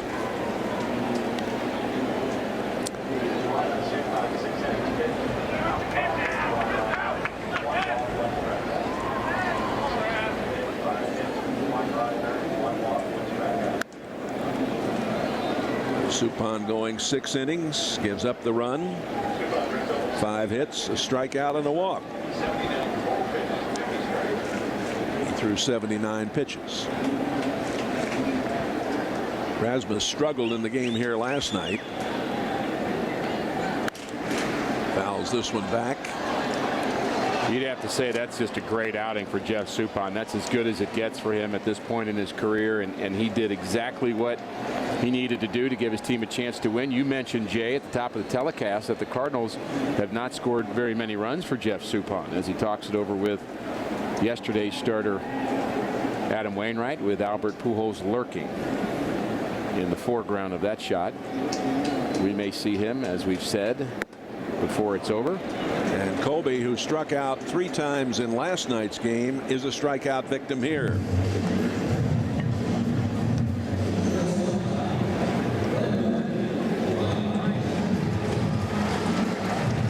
A lot more comfortable here at the ballpark today than it was with that index up around the 100 mark yesterday here.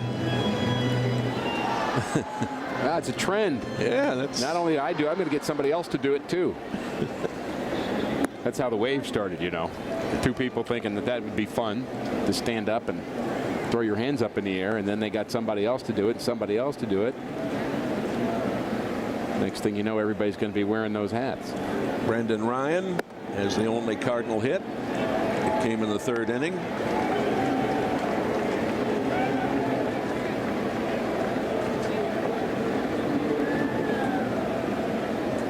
Career against Los Angeles, he's hit very well, 289.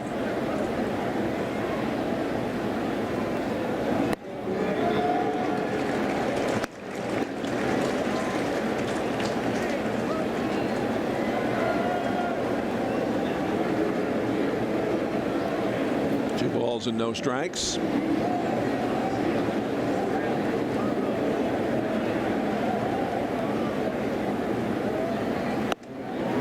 Catches the inside corner. And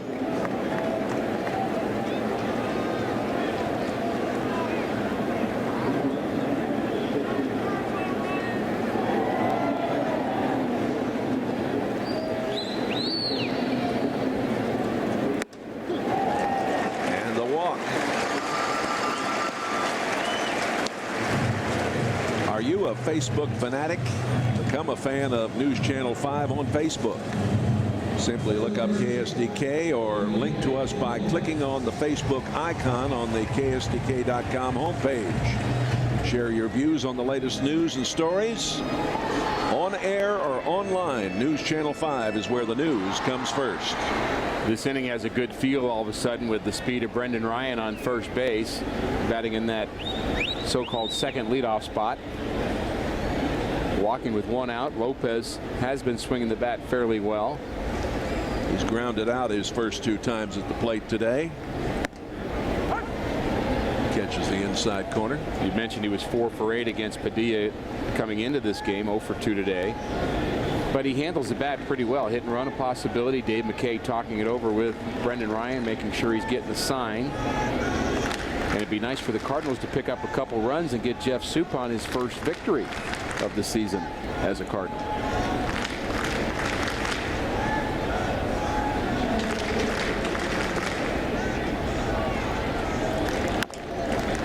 Back out to the pitcher. Look out. Almost taking him off the bag with that throw from Padilla, but Belliard held on there for the out.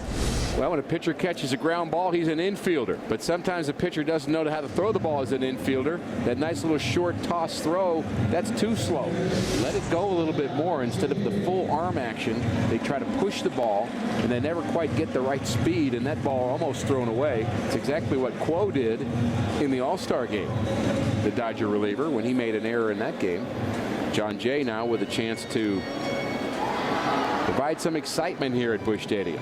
He's flied to left and grounded out.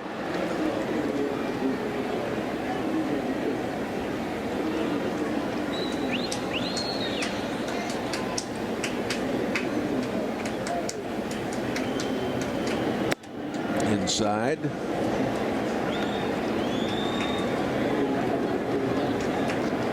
picturing a base hit between third and short here for John Jay. Test the arm of Xavier Paul. See if he can throw out Brendan Ryan, and I'm betting he can. Strong arm in center, strong arm in right. Way high.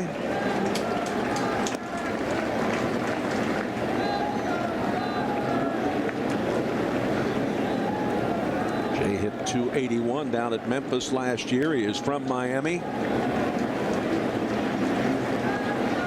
Played at the University of Miami. They have that great baseball tradition down in Coral Gables. Foul back. He was shooting for that hole. He is partly of Cuban descent. And I was surprised when I asked him. I thought for sure he would have been named after the Supreme Court Justice John Jay, and he said no. And former governor of the state of New York. Just a coincidence, he said. Majored in history at the University of Virginia, didn't you? No, I just did that for fun. Yeah. Ball three. What I majored in, I didn't study.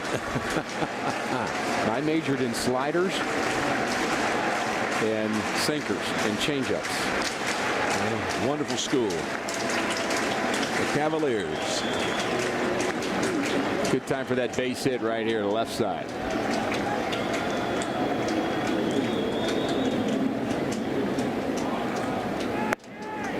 And the walk.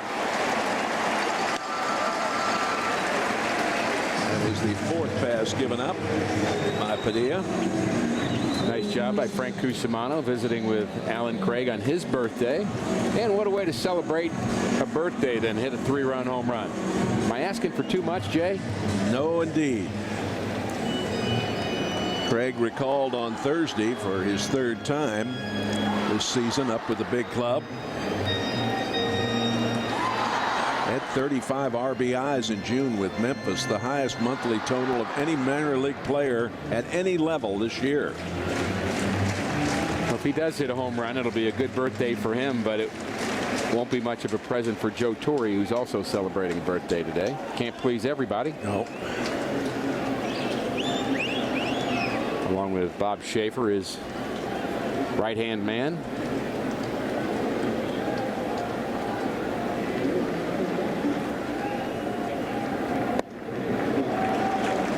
Ball one.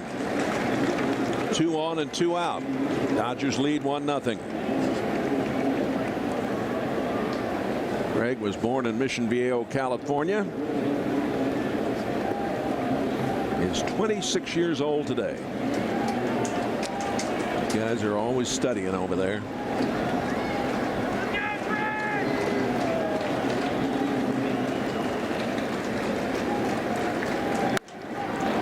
Fouled into the seats and right.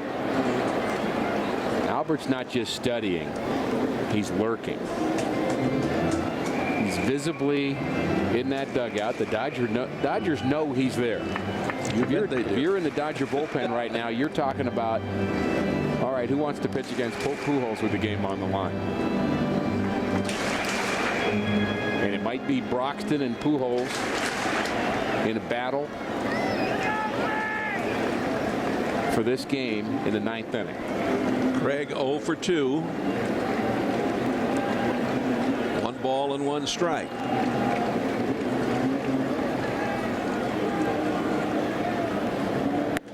Way wide. 2 balls and a strike. I can almost hear the Jaws music in the background every time we look at Albert. Doom, doom, doom, doom. Lurking. Pujols attack. Coming soon. To a theater near you. Ryan out there at second, represents the tying run. John Jay at first.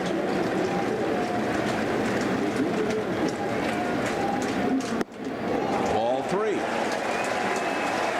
And Ellis, the catcher, going out to talk to his hurler. I thought Padilla might have been pitching around John Jay. But now that I see him working against Alan Craig. I'm not sure it was on purpose. I think he's just lost his release point a bit here. Now Alan Craig can afford to be very selective. Matt Holliday is on deck.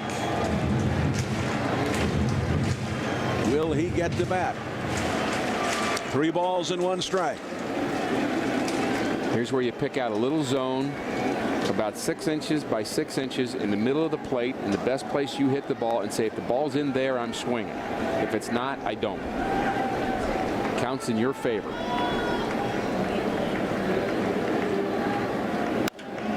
It's a foul ball. And that pitch was in that zone for Alan Craig. And just barely foul. And now Ellis back out to talk to Padilla.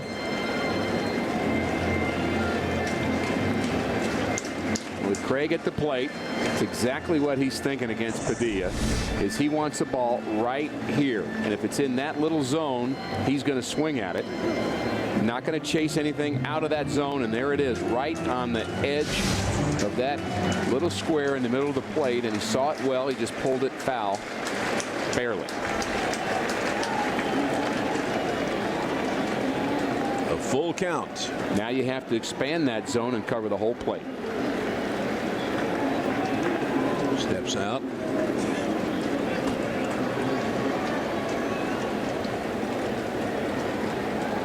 There's Suppan. Very nice job by the Soup today.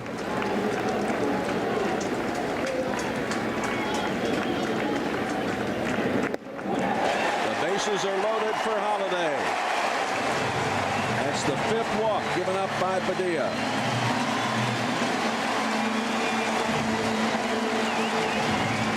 Ryan at 3rd.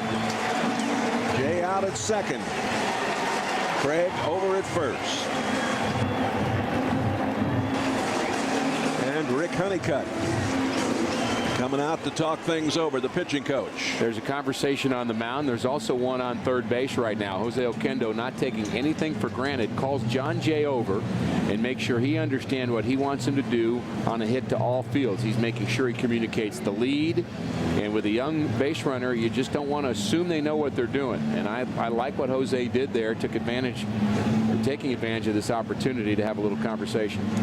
Immediately following today's telecast, stay tuned for the Dave Sinclair Automotive Group Cardinals Game Day Wrap-Up. Enjoy the highlights from today's action. Insight into the game. News Channel 5, your home for St. Louis Cardinals baseball. Outfielders all deep. Matt Holliday at the plate. A base hit should score 2. Holliday with 3 career grand slams, his last coming in July of 2008. Out into right, and Ethier is there. The Cardinals strand 3. Dodgers lead 1-0 after 6.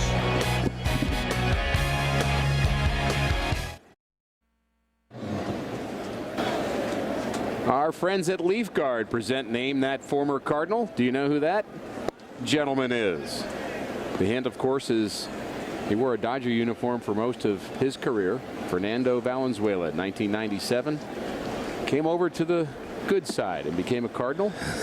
And one of my favorite teammates ever. Fernando still does some TV work. Yeah, broadcasting for the Dodgers Spanish radio. And one of my favorite people. One of the funniest guys you'd ever want to be around. Always pretended he didn't speak English. Mitchell Boggs. Call to the bullpen presented by Verizon, and Mitchell Boggs is there. Picked up his 4th hold in the game at Colorado on the 7th. Pitched an inning here in game 1. And this is driven out into left. Ronnie Belliard with his 2nd hit of the game. Boggs has been very good of late. Has that good fastball for him. It's all about location and not making mistakes. Does have a slider that he's trying to improve and become more consistent with.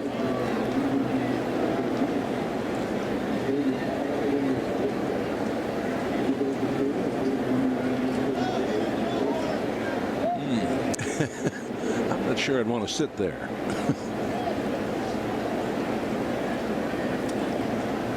Xavier Paul is grounded out, reached on a fielder's choice in the 5th, and scored the only run of the game.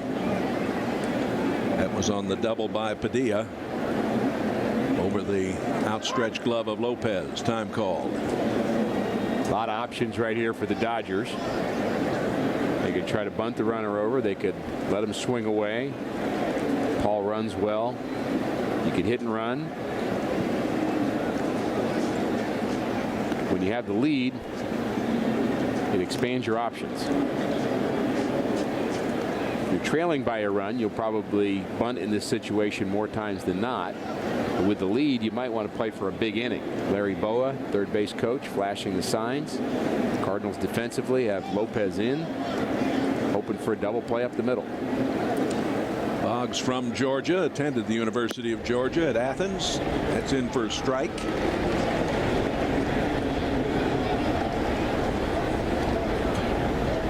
Boggs was 6-4 at Memphis last year and 2-3 here in St. Louis.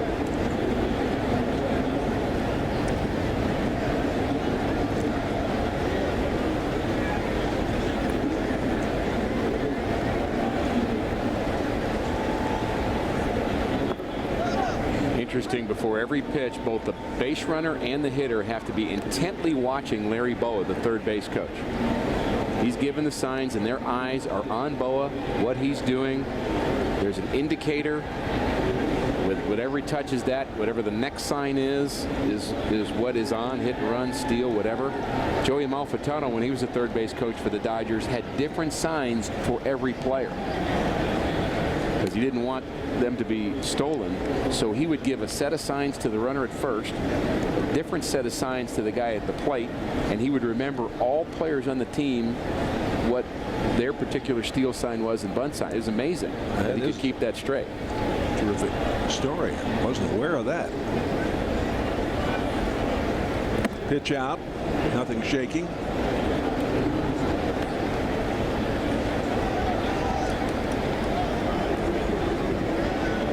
Joey used to joke that even though I know all these 8 different signs, they still miss them. Sometimes you want to just stand there at third and say, go. Just yell it. Do it verbally. 2 balls and a strike.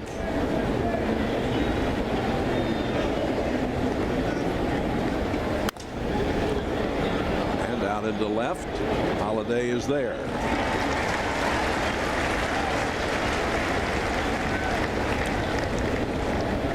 This copyrighted telecast presented by authority of the Cardinals. It may not be reproduced or retransmitted in any form, and the accounts and descriptions of this game may not be disseminated without the express written consent of the Cardinals.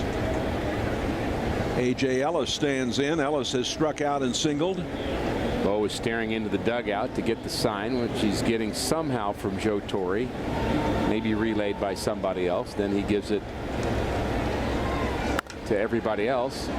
This gets by Lopez. Lopez couldn't get in front of that ball, and it got by him.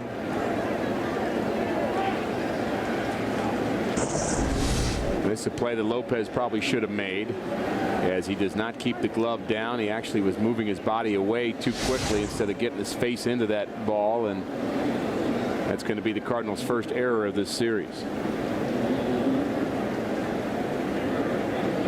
And that came at a bad time too. He catches that ball and it's a inning-ending double play. Garrett Anderson is going to be the pinch hitter.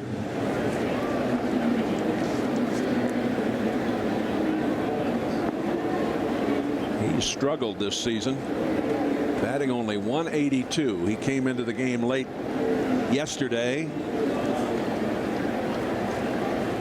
And the error by Lopez is going to have Mitchell Boggs in a tough situation. He's really going to have to bear down and get another double play ground ball here.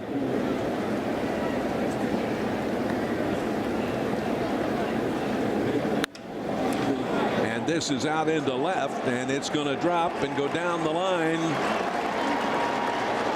1 run scores, a double, and an RBI.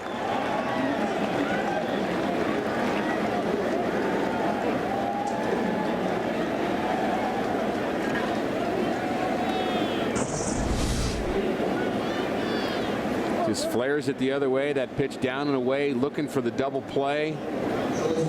Anderson sees the first pitch he can handle and just perfect swing, taking it the other way. And again, just a shame that Lopez wasn't able to turn the double play. And Dodgers now have a 2-0 lead, and they're going to intentionally walk Rafael Furcal.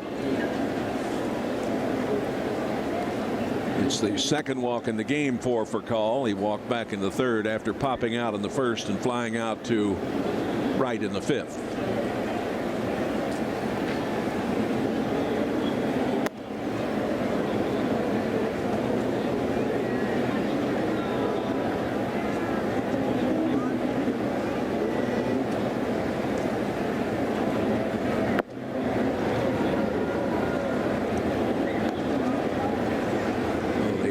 Here.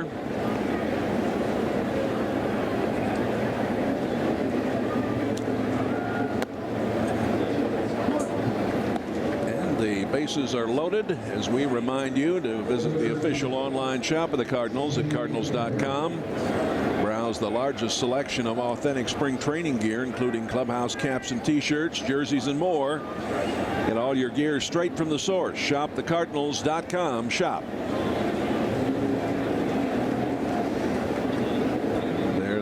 Ellis, Anderson, and Furcal.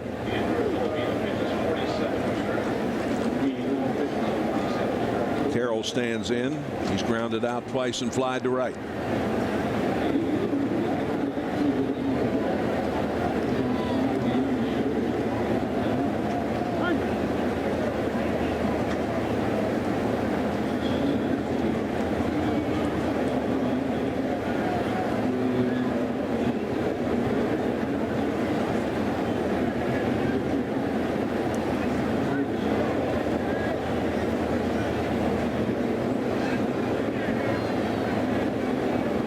Trying to pitch his way out of this jam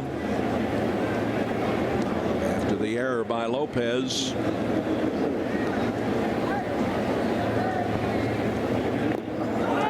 Ball gets away, and the run will score.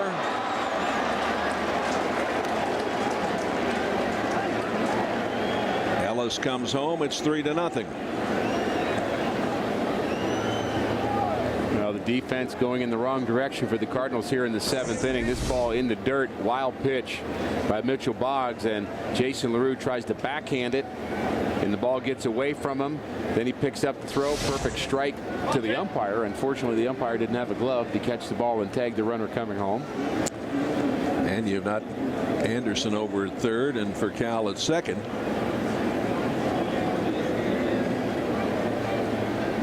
Infield pulled in tight.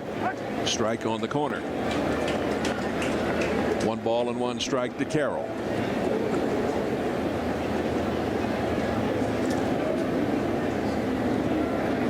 Scoreless game until the top of the 5th when the Dodgers got 1. They've gotten 2 more here in the 7th to lead at 3-0. About hit the Cardinals 7-1.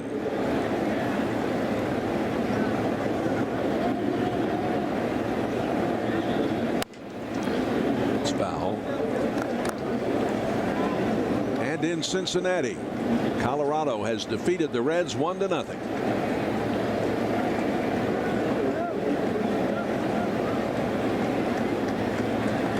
Thanks for that good news, Jay. Mm-hmm.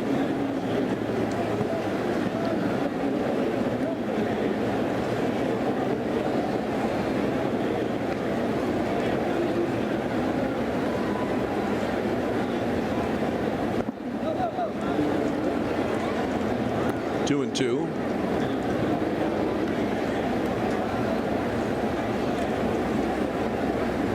Pittsburgh shut out Houston 9-0 in Pittsburgh. That's a final.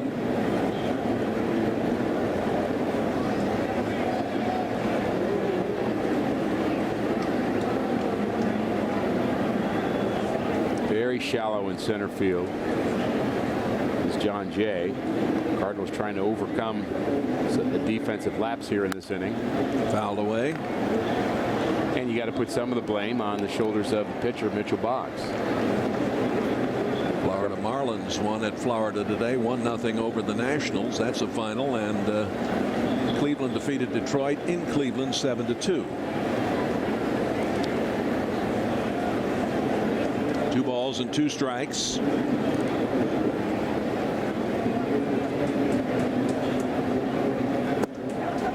Swing and a miss. That was 98 on the gun, bringing it home. 98 miles an hour will make that our Hardy's hot pitch. Well, it's pretty nasty. Pitch down and away. Good movement. Jamie Carroll can't catch up to it, and that's probably going to make both the runs in this inning unearned, and any run after this unearned. Depending on how the official scorer looks at it. Another intentional walk. Ethier going to be given an intentional pass to load him up again. But I started to say we've certainly blamed Lopez for his error in this inning leading to the runs, but Mitchell Boggs has to find a way to overcome that as well, and really wasn't able to do that.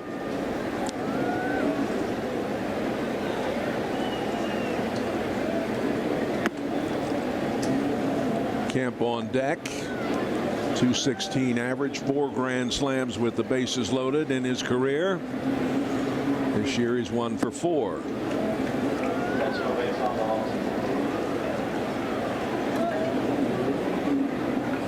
It is now Anderson at third, Furcal at second, Ethier at first.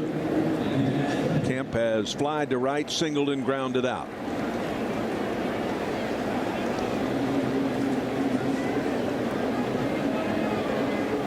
Travis Wood, the young left-hander, lost that game in Cincinnati. Jay, he's the one that had that no-hitter for so deep into a game, and only 1 run in that game, and Iannetta a home run.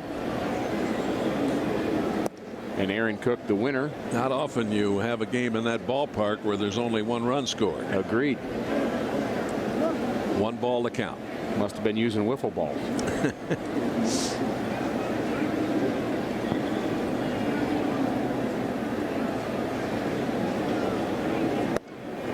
Strike at the knees.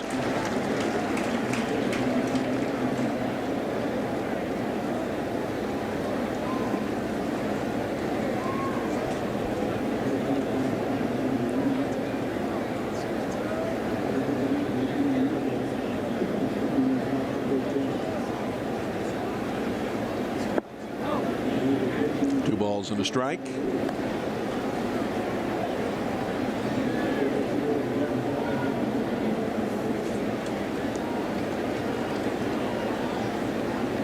Very deep shortstop for Brendan Ryan. He's a good couple of steps on the outfield grass.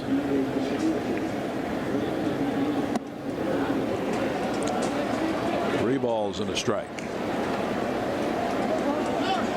Against the speedy Kemp, Brendan Ryan playing very deep shortstop.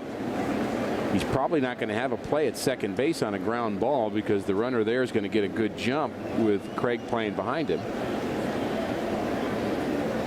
So a ground ball to shortstop could be an adventure here. And Boggs walks him, and another run comes in.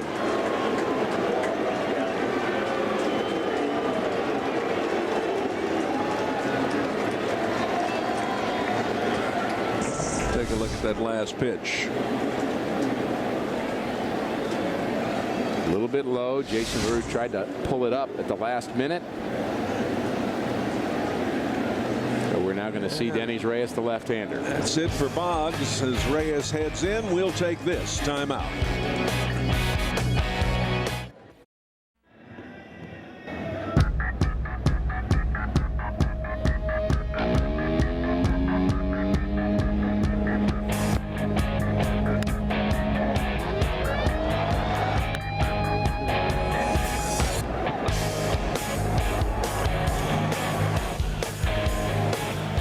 There's the scorecard, and That E5 really hurt, and the ball bouncing the Dodgers' way today. yes, it is. Up to now, it has very definitely bounced their way. Our Verizon call to the bullpen, and here is Dennis Reyes. Dennis, who pitched a third of an inning here on Thursday night.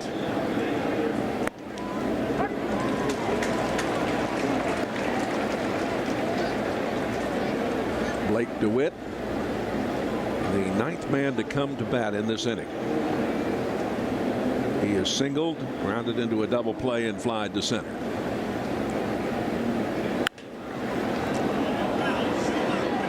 Good job, and in time. Good job by Shoemaker to get to that ball and save any more runs. 4-0, Los Angeles. For the Love of the Game is sponsored by McDonald's. Rick, a lot of folks enjoying themselves here, although the Redbirds are on the short end of the score right now.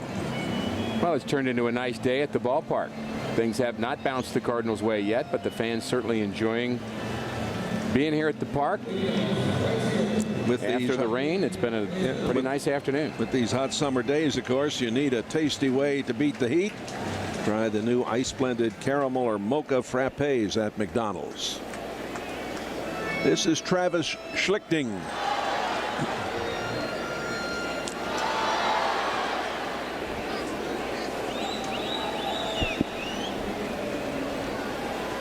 One 1-0 on the year and a 1.69 ERA in 7 games.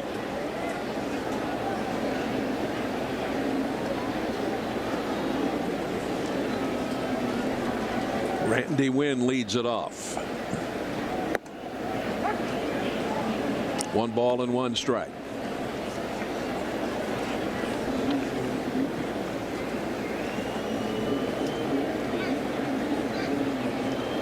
Wynn is grounded into a double play and fly to right. And here's where you just got to pick away. You got to pick up a couple of runs here in this inning. Get it back close again. And give Albert that chance in the 9th. Into right field. Off the wall. And a leadoff double.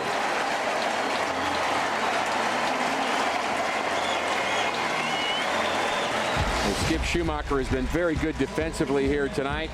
There's a couple of fans during the anthem, but this play here eventually helped Jeff Suppan, and then another backhand strong throw to pick out another out, and then a diving play to his right. Skip Schumacher saving a run there. His teammates appreciating what he's been doing with the leather. Schumacher has flied to left and grounded out.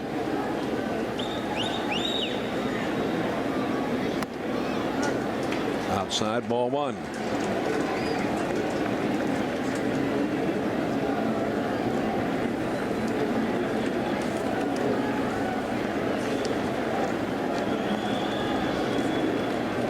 Schlichting has pitched 16 innings this season and allowed just 3 runs on 13 hits.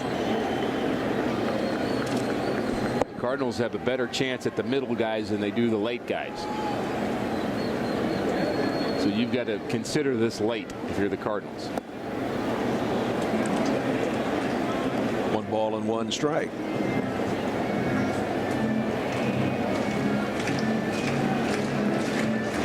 This guy features a sinker ball.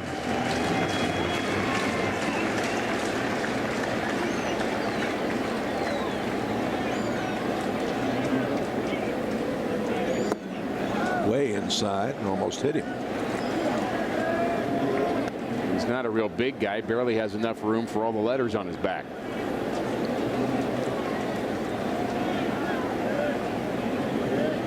Tall and thin, and a lot of consonants. Once pitched for the Kansas City T-Bones of the Independent League.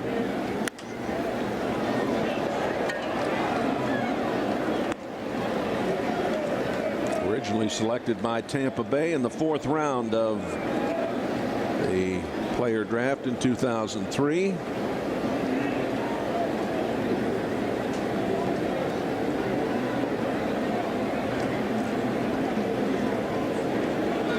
Two and two. Fouled into the seats and left. Have to say Randy Wynn has had a nice series, not just that first game, but he's done some nice things defensively and plays hard. Ran very well home to second. I thought he had some young legs there going home to second, and he's taken advantage of the opportunity. And in long run, that's going to make the Cardinal bench stronger if he gets a chance to play every once in a while. Another pitch fouled off. Aaron Miles is swinging the bat well. You've got Craig some at bat, so really the Cardinal bench is improving. Nick Stabenow on the disabled list, 15-day DL, and that's why Alan Craig has been brought up. But that does give the Cardinals some more options because Craig does play first base.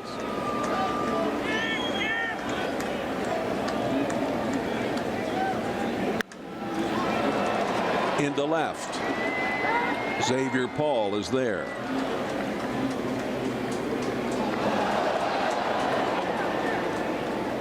Join News Channel 5 and make the pledge to hang up and drive. Help end distracted driving by keeping your eyes on the road and off the phone. Take the pledge now at ksdk.com. Everyone who makes the pledge will be entered to win a brand new 4-door SEL Ford Fiesta. Make our roads safer. Hang up and drive. Jason LaRue has grounded out and fly to right.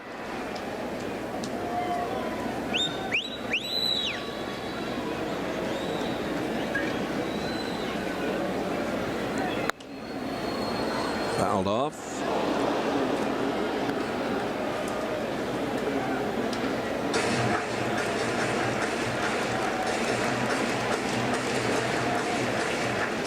Just joining us late. LA got 1 in the 5th and 3 in the 7th. They lead 4-0. About hit the Cardinals 7-2. The shortstop, Call, makes the play. Wynn goes over to third. And we'll say it again for those who might be joining us late that Colorado defeated Cincinnati 1-0 over in Cincinnati. Aaron Miles now the pinch hit. And Schumacher not able to get the runner from second to third by hitting the ball into left field. Results in the Cardinals not scoring a run on that ground out off the bat of Jason LaRue. Had a chance to manufacture a run. Now they've got to do it with 2 outs with Aaron Miles.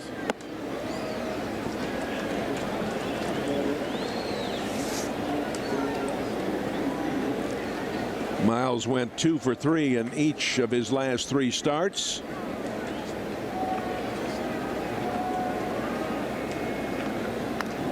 Fouls it away. 1 ball and 1 strike.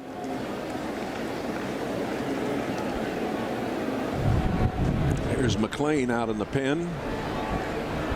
He would love to get into a ball game and lower his ERA from infinity to a real number. One of 65 major leaguers with a distinction of having given up a home run on your first batter in the big leagues, and he is in a club that, well, we welcomed him into that club. You belong to that club. Yeah, I do. It's a great club. Bob Gibson's a member of that club. Out into left. Paul is there. Wynn led off with the double. They don't get him home. 4-0 LA. This portion of Cardinals baseball on News Channel 5 is brought to you by Window World, a proud sponsor of Cardinals baseball, and by Toyota. There are many reasons to buy a Toyota, and now is the perfect time to get yours during Toyota's National Clearance event.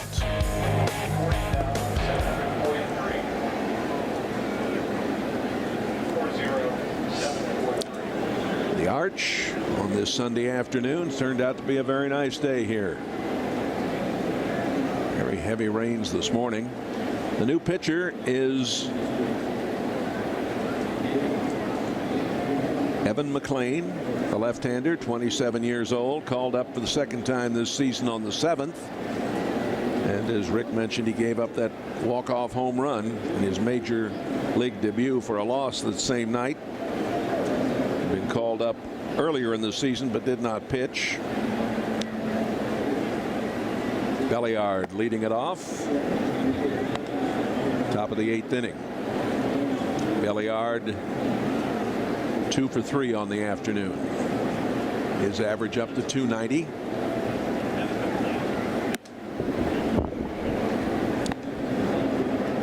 He paid attendance this afternoon, 40,743.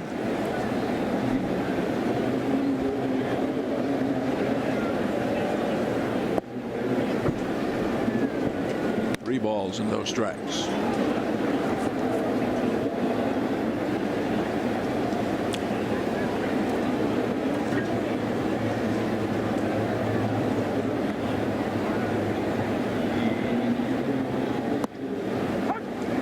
Inside corner.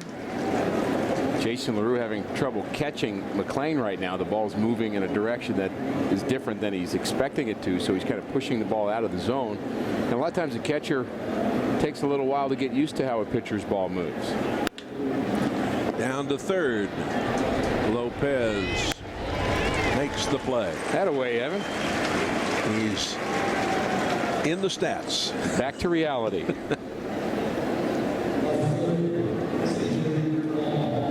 Xavier Paul has grounded out, reached on a fielder's choice, and scored the first run of the game in the 5th, and has flied to left. There's a tradition in baseball. Player gets his first hit in the big leagues. They throw out the first ball. They throw out the ball. Everybody writes on it to make a big deal about it. Why don't they do that with pitchers?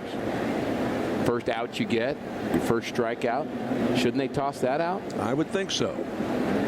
You need to make that suggestion to the Players Association. Well, I think the players don't they just have to do that on their own? Pitchers always get slighted, Jay. It's just the way it is. Especially left-handers. Oh, yeah.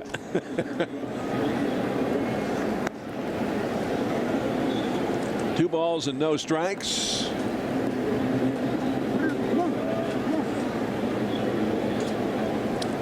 This crowd sitting very quiet at the moment. Cardinals taking the first 3 in this series against the Dodgers.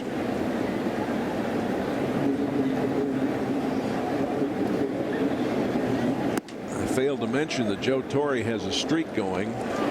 His teams have won 5 in a row on his birthday. How about that? Keep the manager happy. He reminded me of that earlier today. The walk to Paul.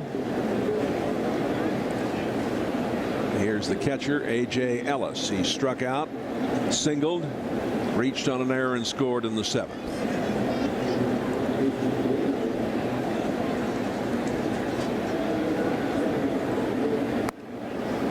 Catches the corner. And he got that fastball moving in the right direction, more of the sinking movement. The other ones have been pulled across the plate. I mentioned LaRue having a hard time catching it. They're almost sailing in on right-handers, which is why he's not really on top of his command right now, but he's really done a nice job in AAA. Dyer Miller very high on him. Off-speed pitch a little high. The Texas Rangers have defeated Boston in Beantown 4-2.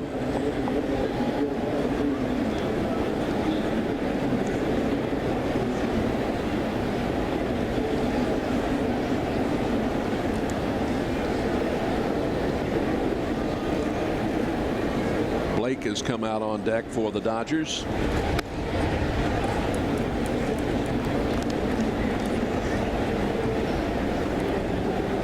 You were watching McLean's move to first base. How would you rate your move to first base? Well, I would say that was one of the better parts of my game. I would too. I had a lot of base runners. I had to have a good one. Off-speed pitch. He swings through it. 1 ball and 2 strikes. When you give up hits, you just get a chance to practice. Don't have any choice, right? I actually picked off 12 runners, I think, one year.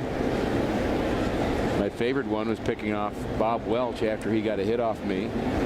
He was a pitcher, and he was on first base, and he was laughing because he couldn't believe he got a hit. Took a 1-foot lead, and I picked him off. That's what you get for laughing at me.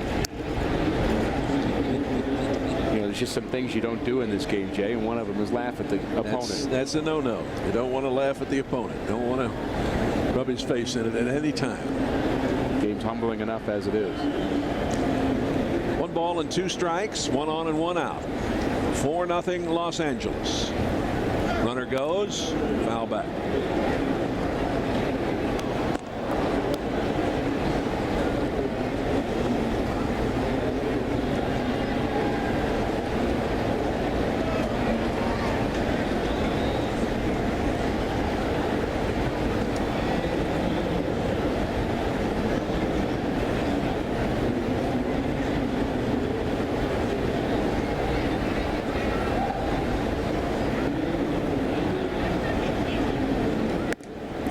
That's high, 2-2. And your move to first base is only as good as it looks like your move to home.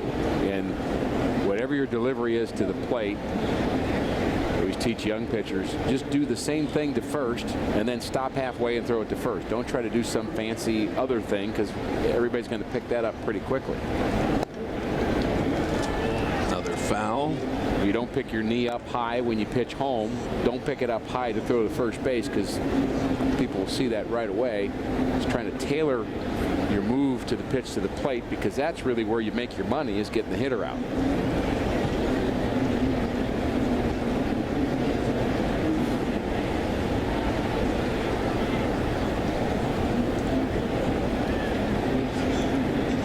McLean on the hill following Suppan, Boggs, and Reyes. Right off the end of the bat. And we understand our very, very good friend Nathan McCann is not feeling very well today, so we hope he feels better. He is a great Cardinal fan. And I think he's related to that guy we know in our truck, Brian McCann, who does such great work, along with the rest of the crew. Bringing Cardinal baseball, all the behind-the-scenes work is just amazing what they do. But Nathan is such a good Cardinal fan.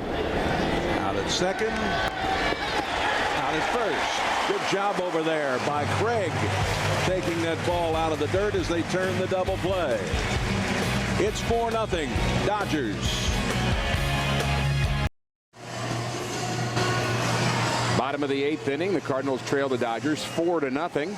Evan McLean has a clean frame, and he holds the runner Xavier Paul. And watch how Paul starts to move back towards the bag, and then when he delivers at home, Paul with the late jump. And that late jump gets him to second base a little too late to take out Skip Schumacher. And the strong throw from Schumacher, the good dig by Alan Craig, and Evan McLean throws up a 0. Good for him.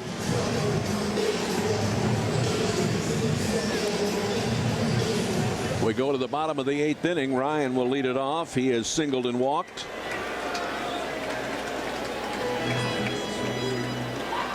Ryan with only one of the 2 hits for the Redbirds this afternoon.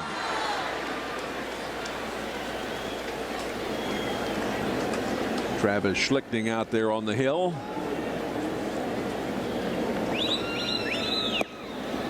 Inside for ball 1.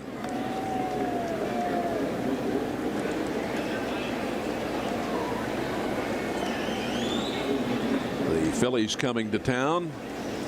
Philadelphia playing in Chicago this evening. And then that game tomorrow evening, remember, is a 6:05 start.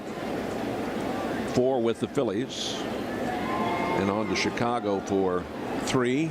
A day off on the 26th, 3 in New York, and home for a 3-game series with Pittsburgh and 3 with Houston. 2 balls and a strike.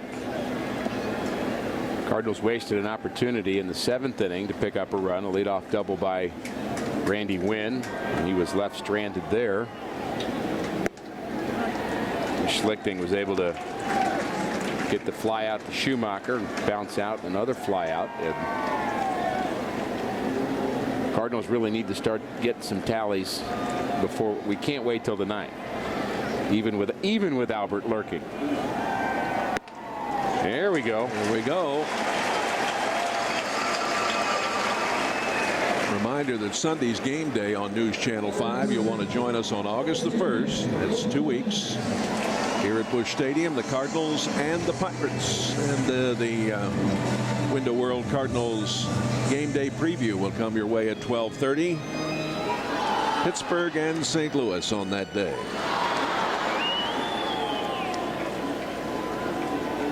Felipe Lopez takes a strike at the knees. He's grounded out on all 3 occasions today.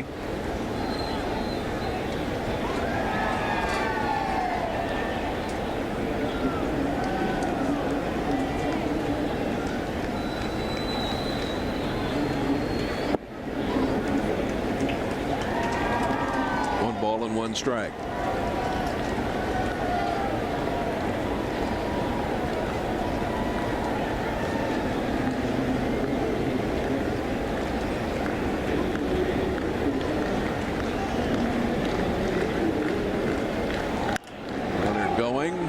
This is foul into the seats and left. I like the Cardinals being aggressive. Down 4-0. Brendan Ryan off with the pitch. Lopez, good hit and run candidate and a good hit and run count.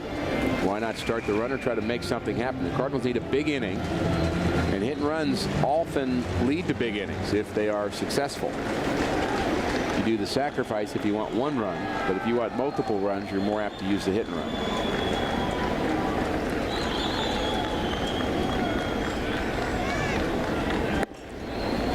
2 balls and 2 strikes.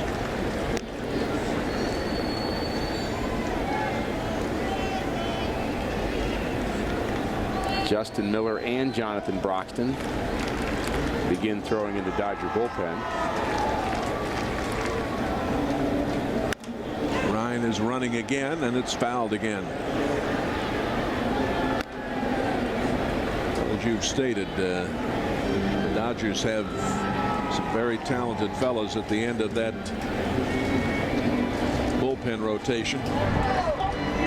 Broxton on the right is one of the better pitchers in the National League. Kenny Howell's the bullpen coach down there. I love seeing Kenny Howell, former teammate, friend of mine, always smiling.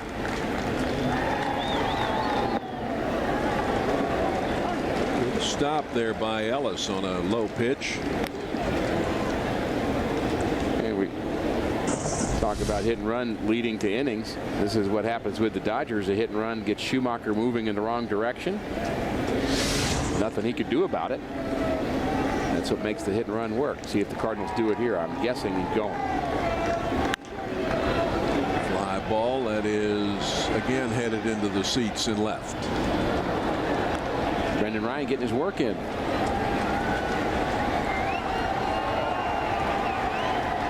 Walk back slowly, and he'll be running again. That's 3 times he's been off with the pitch. He's young and healthy, though. Not that hard to run 90 feet, is it? I don't think so. Shouldn't be. Pretty big lead. Here we go again. There he goes again. Fouled away again.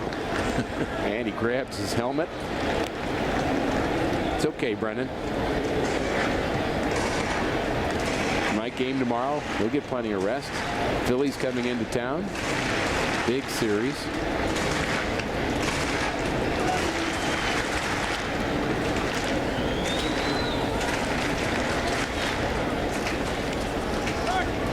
Watch out. Got that pitching rotation.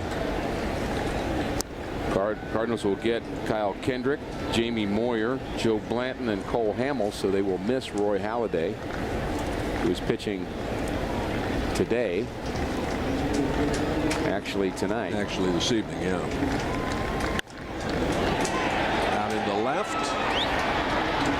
Paul is there. Ryan scampers back to first. How about that throw from Paul?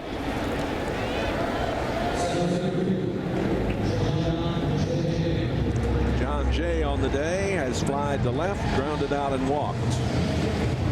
The Cardinals will send Blake Hawksworth to the hill tomorrow. And on Tuesday, it'll be Chris Carpenter against Moyer. Jaime Garcia on Wednesday and Adam Wainwright on Thursday. Paul, the left fielder, threw a ball into the ground in the first game of the series, but his arm got a little better since then. Look at this throw all the way to the first base bag, and Brendan Ryan just barely gets back. He came in for Manny Ramirez in game 1 of the series and made a poor throw that led to a Cardinals run, as if maybe he wasn't loose yet, but I think he got loose. Wow.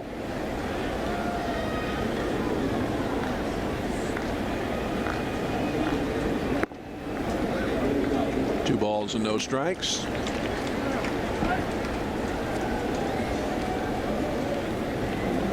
And A.J. Ellis going out to talk things over.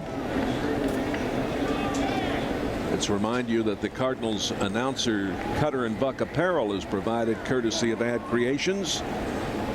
Contact Ad Creations for all your promotional products and apparel needs. If you want people to remember your name, remember ours. www.adcreations.com. I believe we're up to 5 times now that Brendan Ryan has taken off with the pitch, and I don't think we're done yet.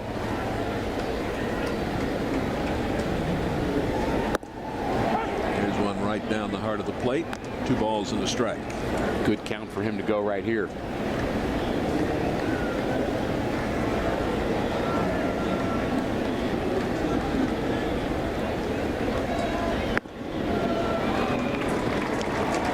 Ellis cut down Holiday, running in the 4th inning. 3 balls and a strike.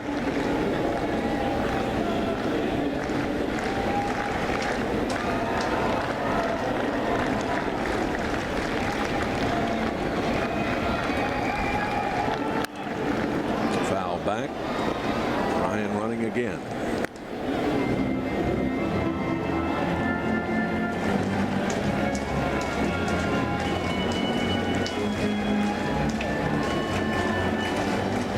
That's 6 times now that Brendan Ryan has been off with the pitch. And he's ready for number 7. And the payoff pitch coming from Schlichting.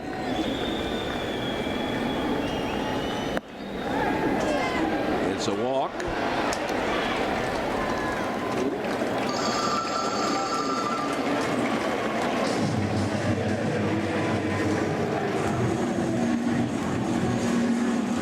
Late call on ball 4, and no one was sure whether or not that throw mattered or not. Brendan Ryan slid into the bag, almost bounced off the bag, and he would have been out in that case.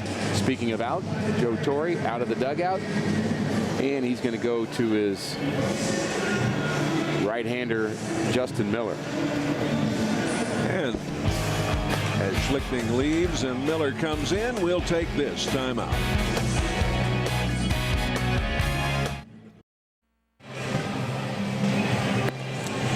Justin Miller is the new pitcher for the Dodgers. Miller has allowed 10 runs over 24 1/3 innings in 18 outings since being called up on May the 27th. He's coming off arthroscopic surgery of his right elbow. It cut short his season last year. Alan Craig has popped out, flied to center, and walked. Pitched 2/3 of an inning in game 1 of this series, and he's the 7th or 8th inning pitcher for the Dodgers. I'm trusting him with a 4-0 lead. A couple Cardinals aboard. Curveball catches the corner. Got to have a pitcher that you trust with a 4-run lead late. You can't always go to your closer every single time, and I think bullpens get worn out if you don't have 3 or 4 guys that you trust at the end. Speaking of bullpens, Ryan Franklin has made it known he'd like to be pitching a little more. He hopes he'll get the opportunity to do that. He feels he gets stale if he doesn't. Yeah, I think there's a lot to that.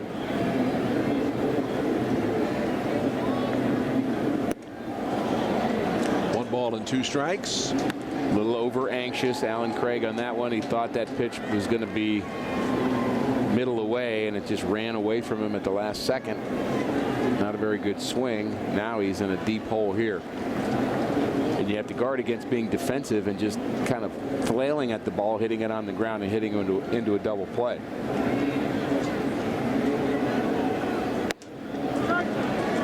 Two and 2.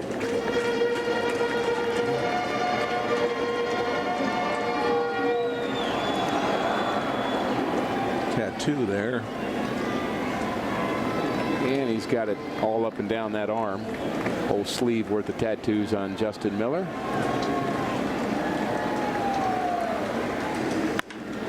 Down the line in left. All the way into the corner. Ryan will score.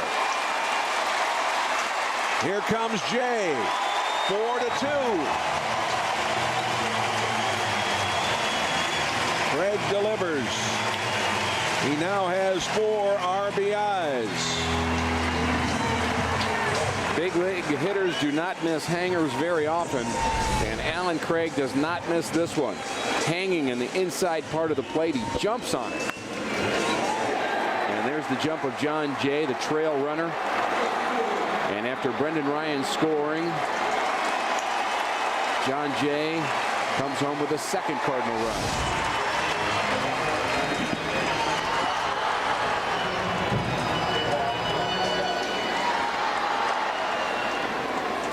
Now they're going to call on Broxton, I believe, as Halladay will be at the plate when we get back to play, and he'll represent the tying run in this game.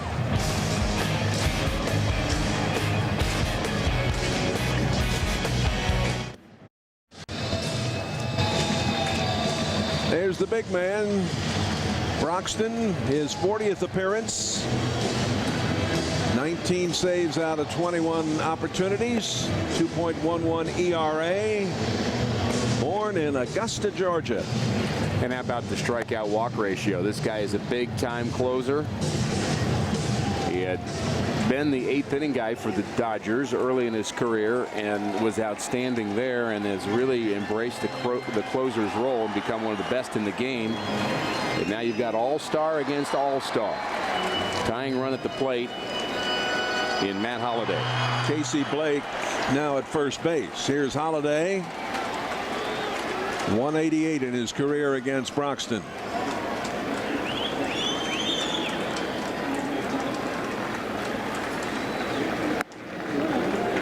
A little high.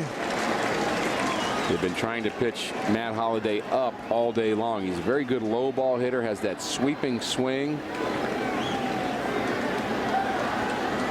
I love this matchup right here. Star against star. Power against power. Game on the line. 1 ball and 1 strike. And as far as Halladay hits the ball, if he catches up with a Broxton fastball, he may hit it off the KPMG sign,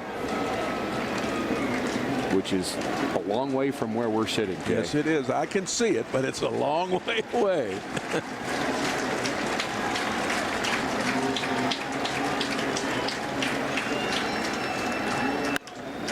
Into right field. Ethier is there.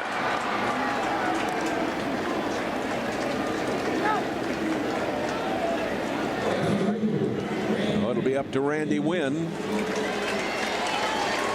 Grounded into a double play in the 2nd, fly to right in the 5th, and doubled in the 7th.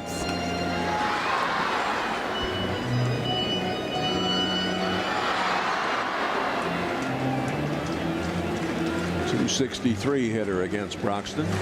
Cardinals missed opportunity in the 7th inning when Randy Wynn had a leadoff double, is looming large here. Tying run otherwise would be on second base, so all those little things count. Schumacher not able to move the runner to third. The ground ball doesn't produce an RBI, otherwise it'd be 4-3. Into right field. Coming home, Alan Craig. 4-3.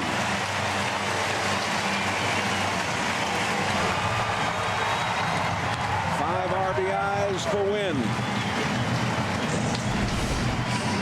Another big hit for Randy Wynn. Fastball coming in on him, still able to get the bat head on it. They drive it into right field. Randy Wynn with 2 big hits in this game. And this game is not over. The Cardinals battling back here. 3 runs in the 8th inning.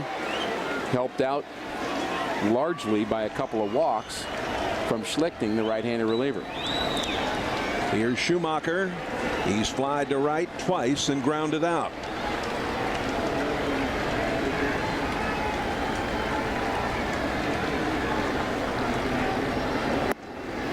That's low. And the question again, when will we see Albert Pujols? Cardinals getting within 1 run means that Albert will represent the tying run at the plate if he bats in the 9th, wherever he bats, and I know we will see him in the 9th. And you predicted that you would see him in this game. That's in for a strike. The Dodgers are 40-1 when they are leading after 7 innings. The Redbirds trying to change that statistic. 3 runs home here in the 8th. 4-3 LA.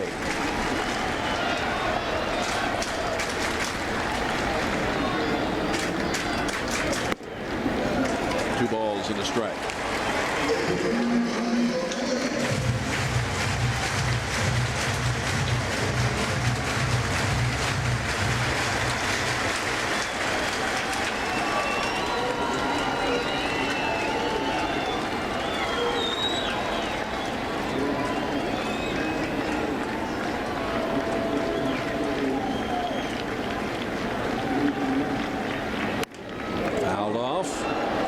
Schumacher were able to reach base, I would say it would be a good time to see Albert in this inning. Jason LaRue, the next hitter. You can bring Molina in to catch. You still have Tyler Green on your bench. And you might not have as good an opportunity in the 9th inning. Schumacher gets on. Will we see Albert?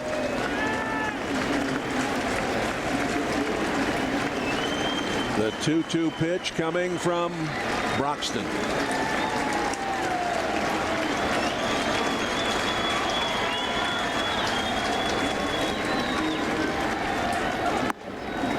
Full count.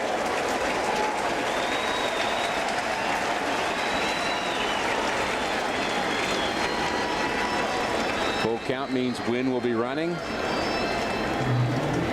And it means a gapper should score him. Both Ryan and Jay walked. They have scored along with Miller.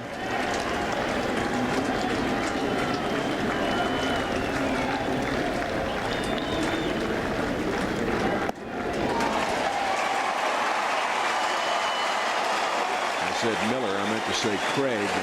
Craig faced Miller and had that double.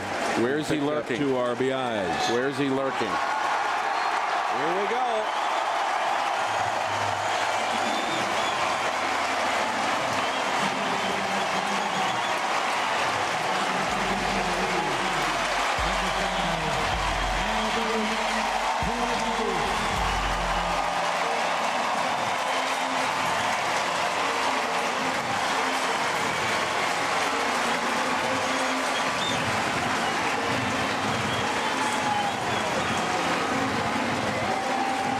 Comes Rick Honeycutt, the pitching coach.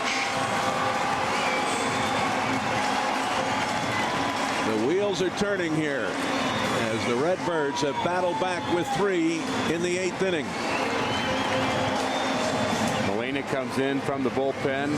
He'll take over behind the plate. And the game hinging on this moment right here. The all-star Jonathan Broxton, who throws very, very hard. Joe Torre waiting to see whether or not he has a happy birthday or not. And his right-hander is going to have to get Albert Pujols, probably the best player on the planet, out.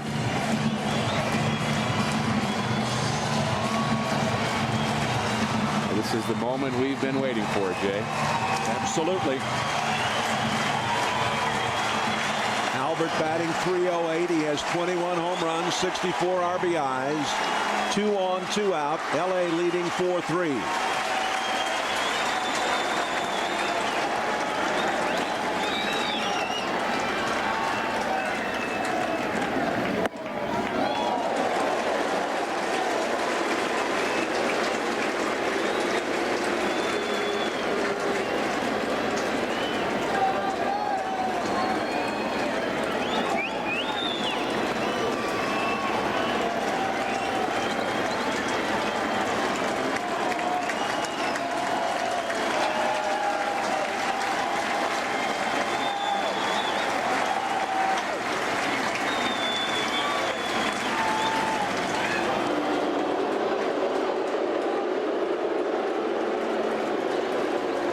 Is loving this moment at the ballpark. Schumacher represents the go-ahead run. They're standing almost everywhere in this ballpark right now.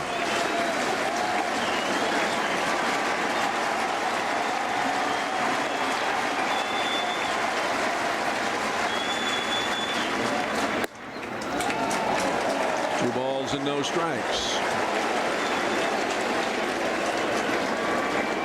Randy Wynn out there at second. Schumacher at first. Wynn represents the tying run. Schumacher the go-ahead run in this 4-3 game.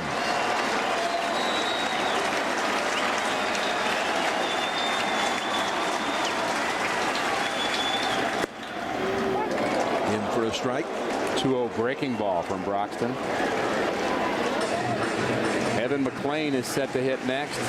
Molina will probably hit for him if Albert is able to reach base somehow. Cardinals hoping for more. Cardinal fans hoping for much, much more. And Molina is coming out on deck.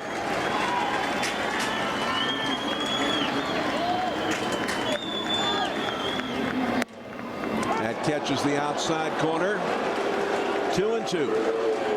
That one was 99 according to the gun. Take a look at that last pitch. There's some heat for you right there, right on the outside corner. Play a lot of high 90s fastballs in that All-Star game. So here we are with 2 on and 2 out. 3 runs home. 2-2 the count to Albert Pujols.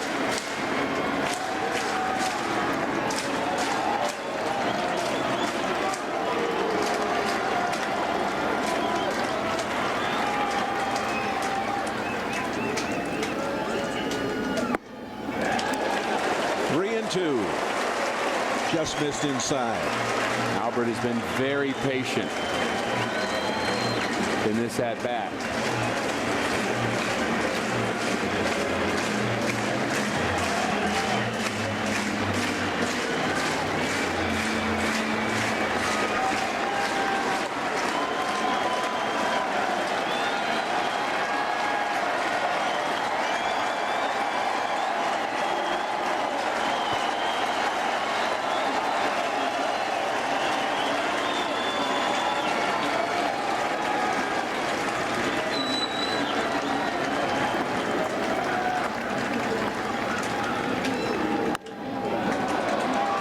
Outside of third.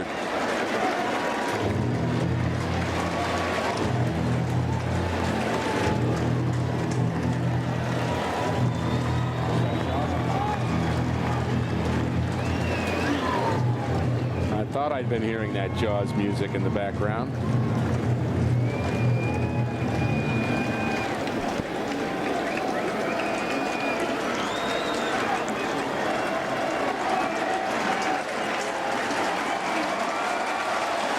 Another 3-2 pitch coming from Broxton. Pujols digging in.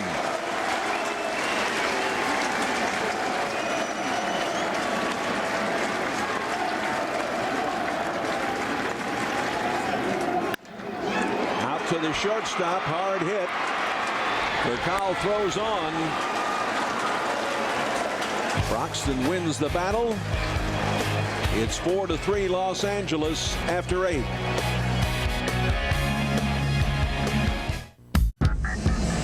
Cardinals baseball on News Channel 5 is brought to you by Bud Light Lime, the drinkability of Bud Light with the refreshing taste of lime. And by Quick Lane Tire and Auto Center, a proud sponsor of Cardinals baseball.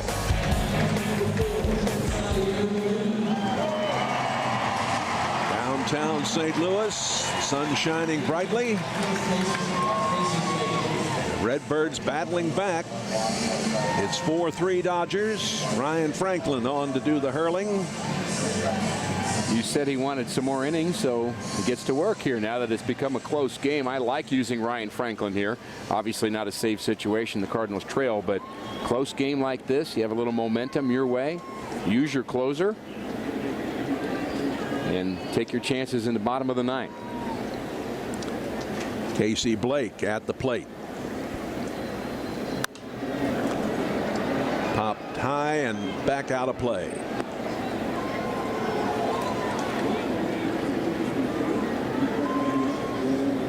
It's good to see this Cardinal club battle back today. Oh, what a great moment that was there in the 8th inning. Sometimes it works, sometimes it doesn't.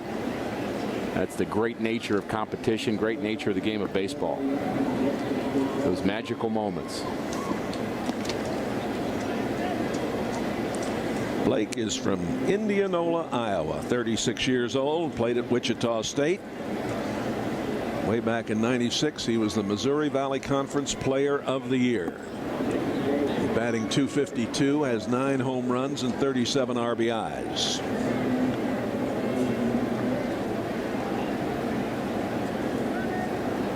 Cardinals came very close to making a winner out of Evan McClain. Had a nice scoreless inning. Helped out by the defense. And the Cardinals will get one more shot at Jonathan Broxton. And let's remind you again of the early start time tomorrow, 6:05 game time. 5:30 pregame show on Fox Sports Midwest.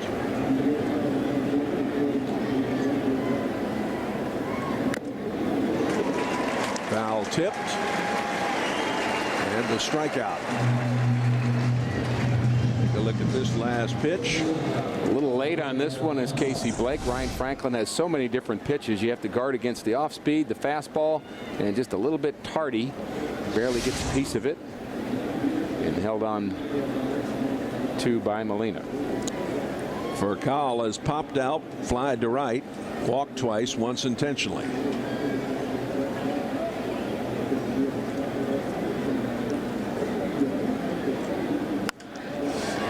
Over the glove of Lopez, down into the corner it goes.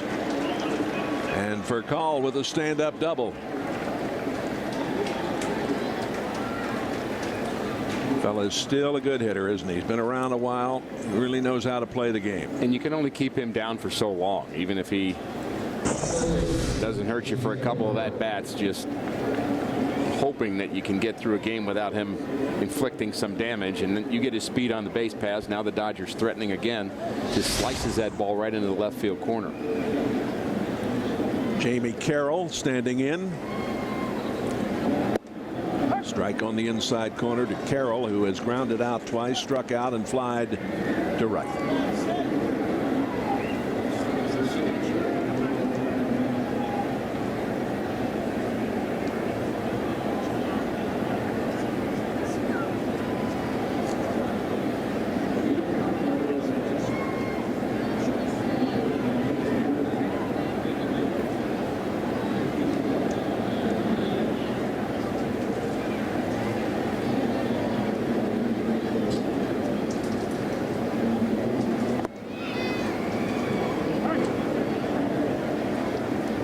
Ball and 1 strike.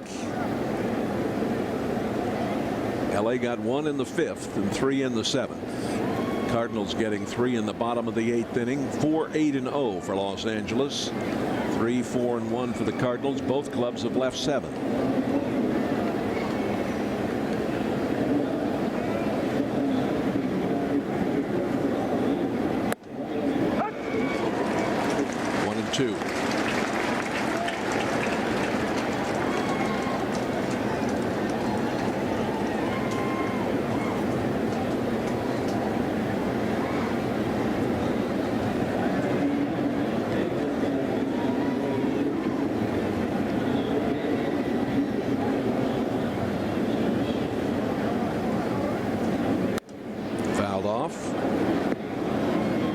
there be a hero yet today? Sure. Almost had one in the 8th. Cardinals will send Molina, Brendan Ryan, Lopez to the plate. How about John Jay as the hero? Be fine with me, sir. How about Alan Craig as the hero?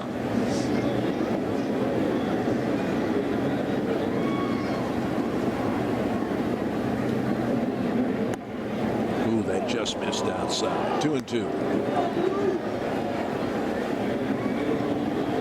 How did he not swing at that?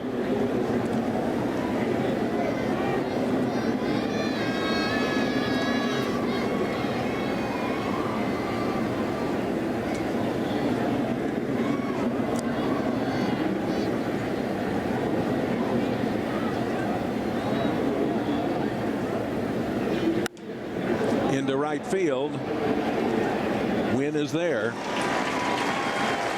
2 away.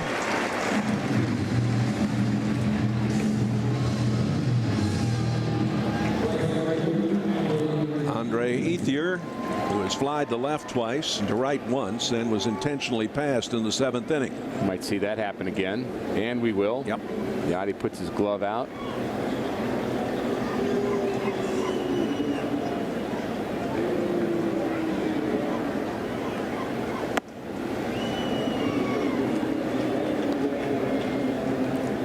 Ethier getting a little respect from Tony La Russa. Yeah, 2 intentional passes today, 1 earlier to Furcal. That's what happens when you're in the top 2 or 3 in the National League in batting.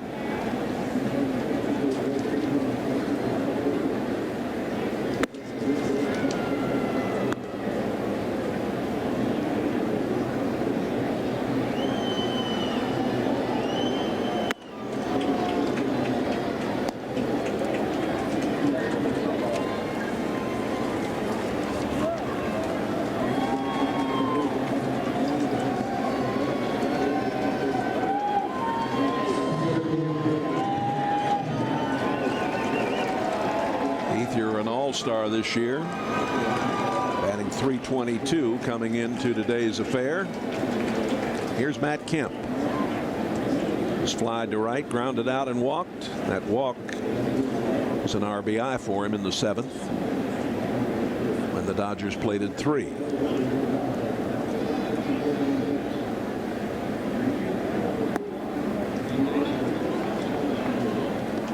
Ball 1. Trevor Miller getting loose for the Cardinals.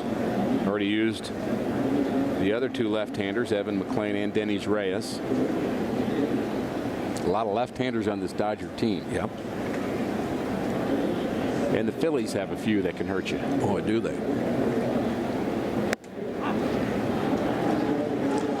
They have been battling the injuries. Of course, talk about it a lot. Everybody's had their share of injuries. You know, you just have to play. And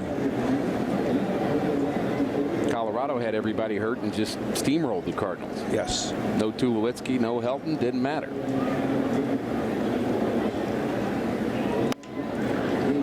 out it goes. Schumacher tosses on to Ryan. And we will go to the bottom of the 9th inning here at Busch Stadium. The Dodgers lead 4-3. Let's revisit Rick's keys to the game.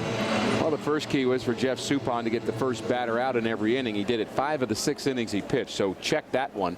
Continue the good D. Cardinals had problems with their defense in the 7th inning. Really the difference in this game, why they're behind.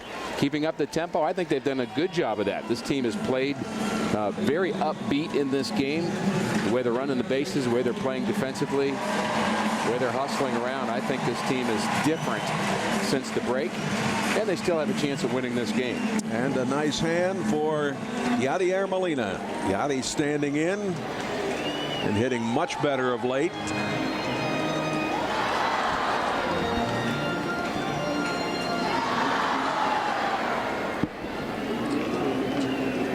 He hit the 2-run home run on Friday at his 14th multi-hit game.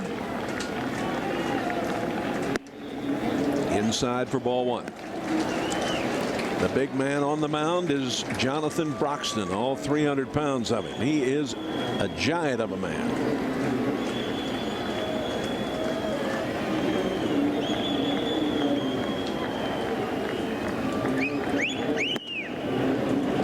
good old country hardball, doesn't he? Here, hit it.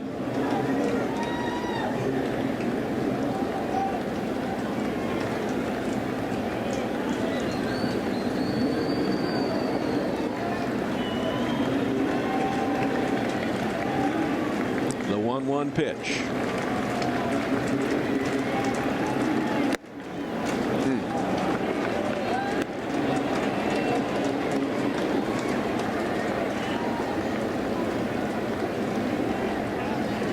This has been a great series for the Cardinals. They'd like to finish it off with another victory and a sweep here today, but they played the Dodgers well.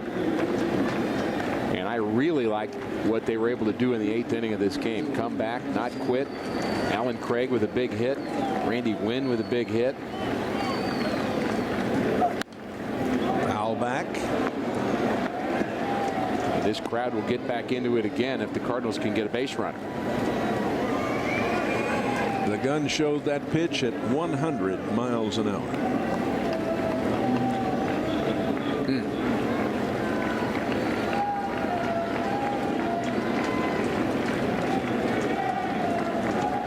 His 19 saves are tied for 9th in the National League. The Dodgers are 33-6 when he appears in a game.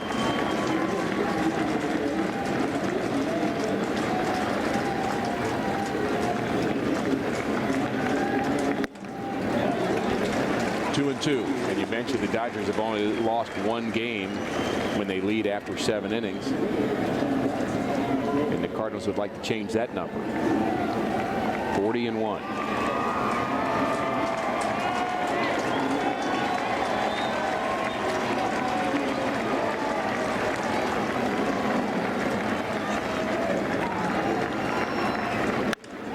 Into right field. How about that? Molina starts it off. He's the tying run. We talked about hitting mistakes. Here's one. High in the zone, looked like a cutter. And Molina, I like what he's done since the break. He is just on fire. Yachty said after the break, I'm going to start all over again. I'm going to have a whole new season and just kind of clear the slate. And he has really been swinging well. He had a hit in the All-Star game, and now the Cardinals are a bunt away from having the tying run at second base. Ryan singled in the 3rd, walked in the 6th, walked and scored when the Birds plated 3 in the 8th.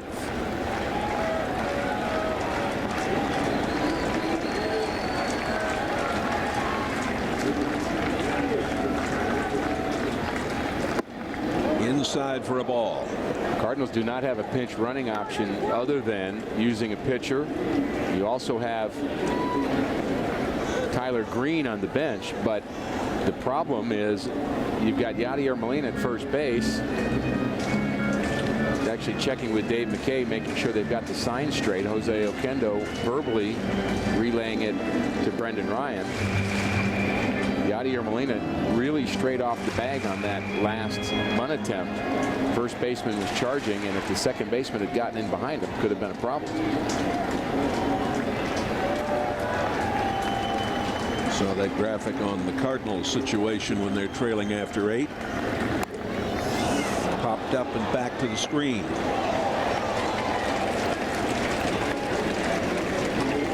Brendan Ryan has been ineffective in this situation a lot this year, which you would not think with a guy that handles the bat pretty well, generally a contact hitter, but bunting has been a problem for him.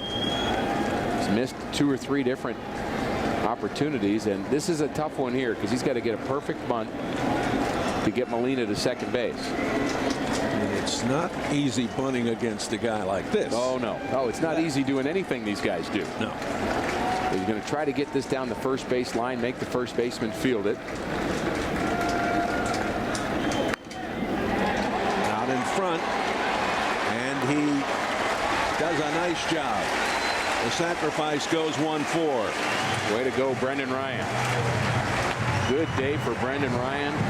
A couple of walks, a base hit, and a perfect sacrifice. He deadens it in front of Jonathan Broxton. Gets the job done, gets Yachty to second base. And the Cardinals do not have anybody else to catch. So it's Yachty's run to score.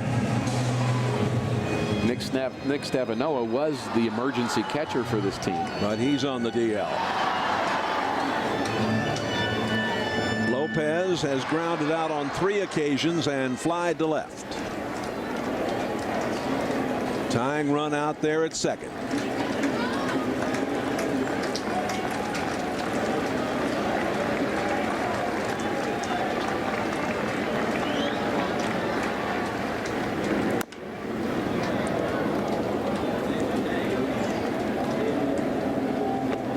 Talked about hero possibilities. Albert had a chance in the 8th inning, hit the ball hard right at the shortstop. He pulls that ball. It's a 2-run single.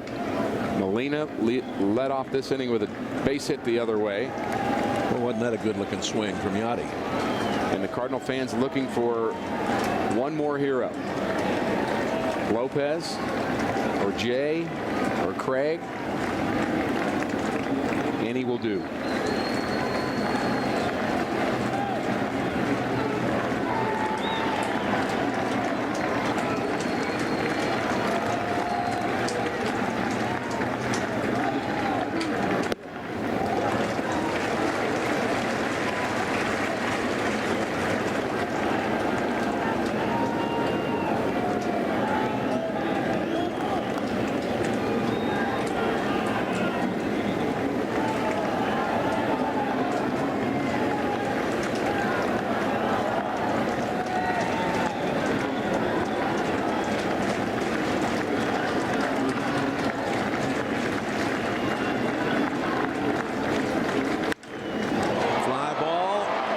Center. And a good job out there.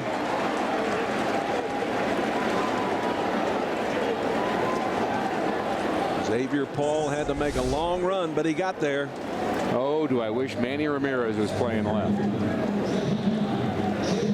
Much as I love Manny, he doesn't catch this ball. Ball goes a long way, catches it right in front of the warning track as Felipe Lopez puts a good at-bat on Jonathan Broxton and almost came up with some magic there. That ball was very well hit the other way, and the Cardinals down to their last potential hero in center fielder John Jay. Jay has flied to left. He's grounded out. Walked in the 6th, walked again in the 8th, and scored a run in the 8th. Paul had to take the right angle at that ball and still had to catch it, had to battle the sun and battle the pressure of it being a big play in the 9th inning.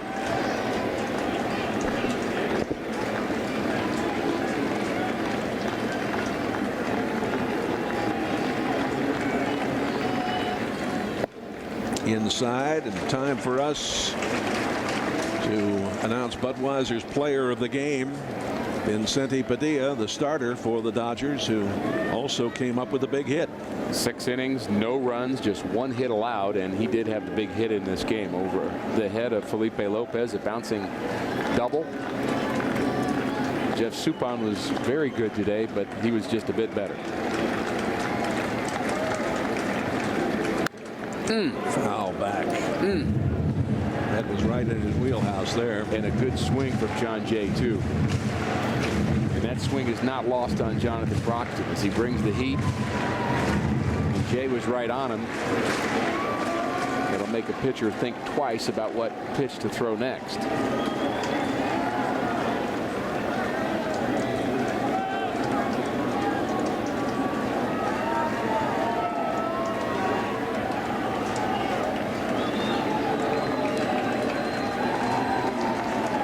One strike. Tying run at second. 2 out, 9th inning.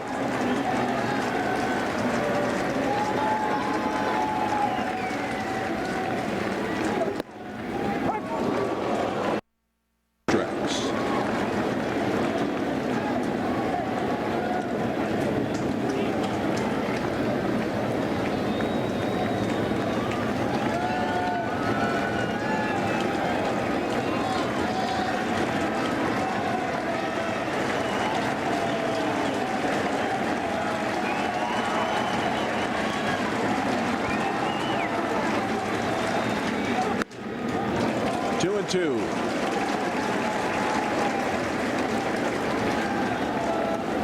Broxton trying to shut the door and pick up his 20th save of the season.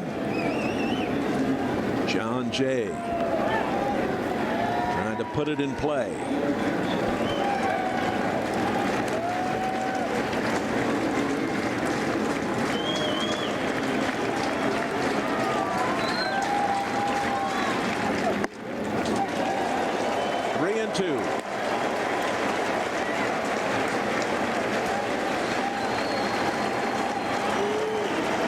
Is a pretty good guy to have up in this situation, Jay. The crowd stands on their feet again. And now Ellis will go out and talk things over with Broxton. Broxton following Padilla, Schlichting, and Miller.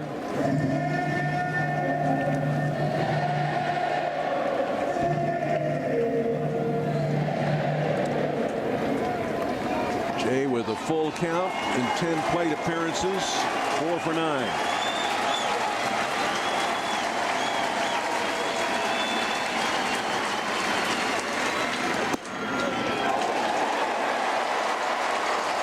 The walk. And now the tying run and the go-ahead run are on base. Yadier Molina is doing everything he can to get a big jump off of second base, knowing that he's out there ready to get picked off, but the defense has to stay in their lanes. But Molina is really working hard to get a big lead off of second. I like what he's doing out there. Here is Craig, who had the double and the 2 RBIs in the 8th inning. He walked in the 6th, flied out to center in the 4th, and popped out to short left in the 1st. Another possible hero.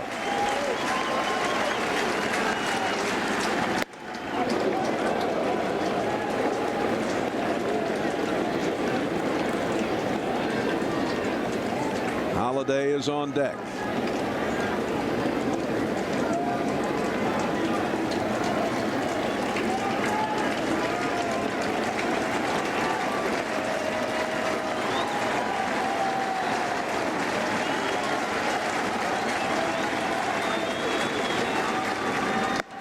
Way high, 1 ball and 1 strike.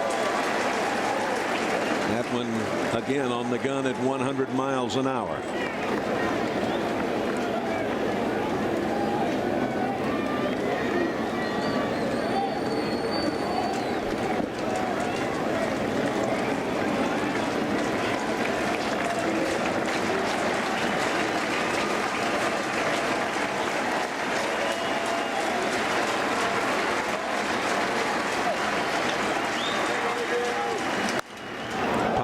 Out of play.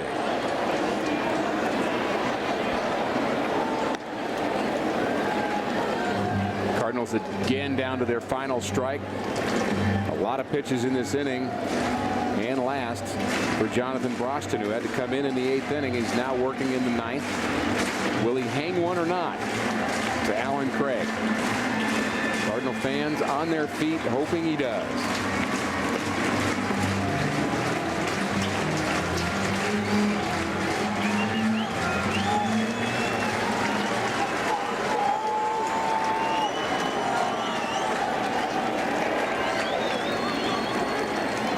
The 1-2 pitch.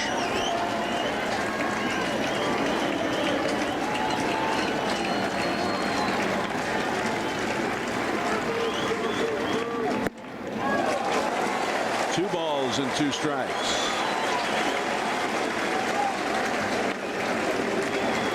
Yadier Molina working so hard on his lead at second base, representing the tying run.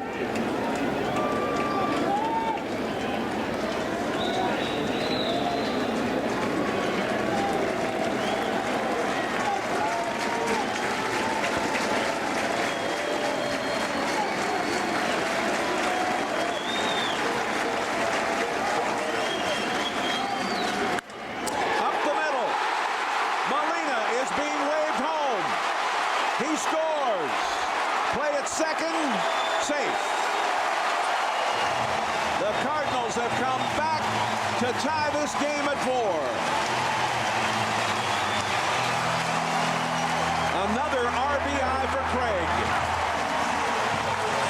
And there's another hero for you, Alan Craig.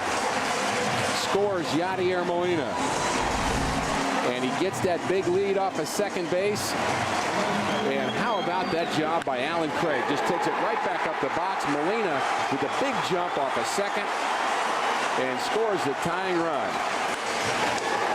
And now here is Matt Holliday with the winning run at second base.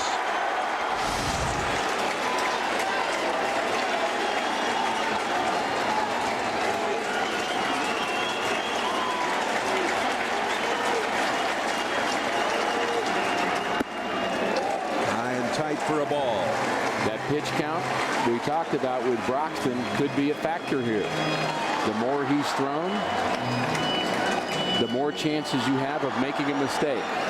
Will he make one more and make the Dodgers 40-2 when leading after 7 innings?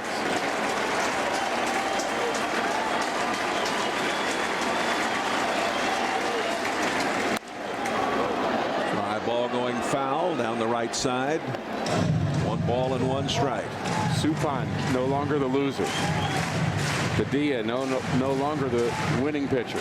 John Jay with good speed out there at second.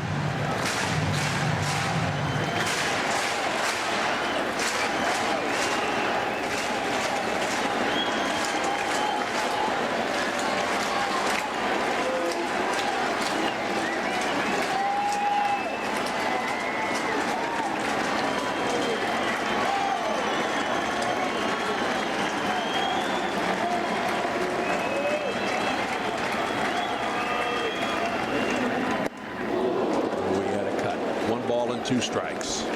There's one other game this season that Broxton threw 40 pitches or more, and he was the losing pitcher in that game against the Yankees.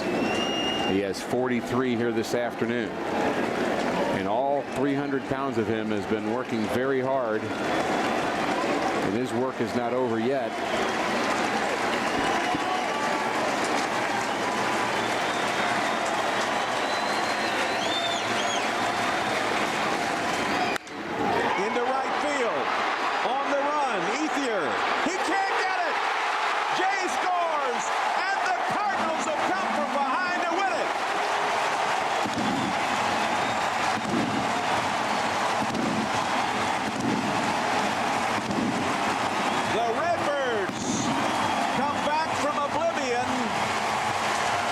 With a bit of a short lineup, the final is 5-4. And plenty of Cardinal heroes. The last one, Matt Holliday, the All-Star. Wow, what a game here this afternoon. The fans have absolutely loved this game, and the Cardinals have shown us a little bit of what they're made of, Jay. And they have moved into first place in the National League Central Division.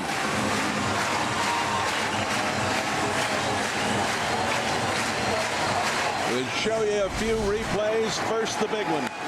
There's the ball up and away. Cardinals down to their last strike. Holliday gets plenty of wood on it. And that's a game winner. And how did the Cardinals react? Here comes John Jay with the winning run.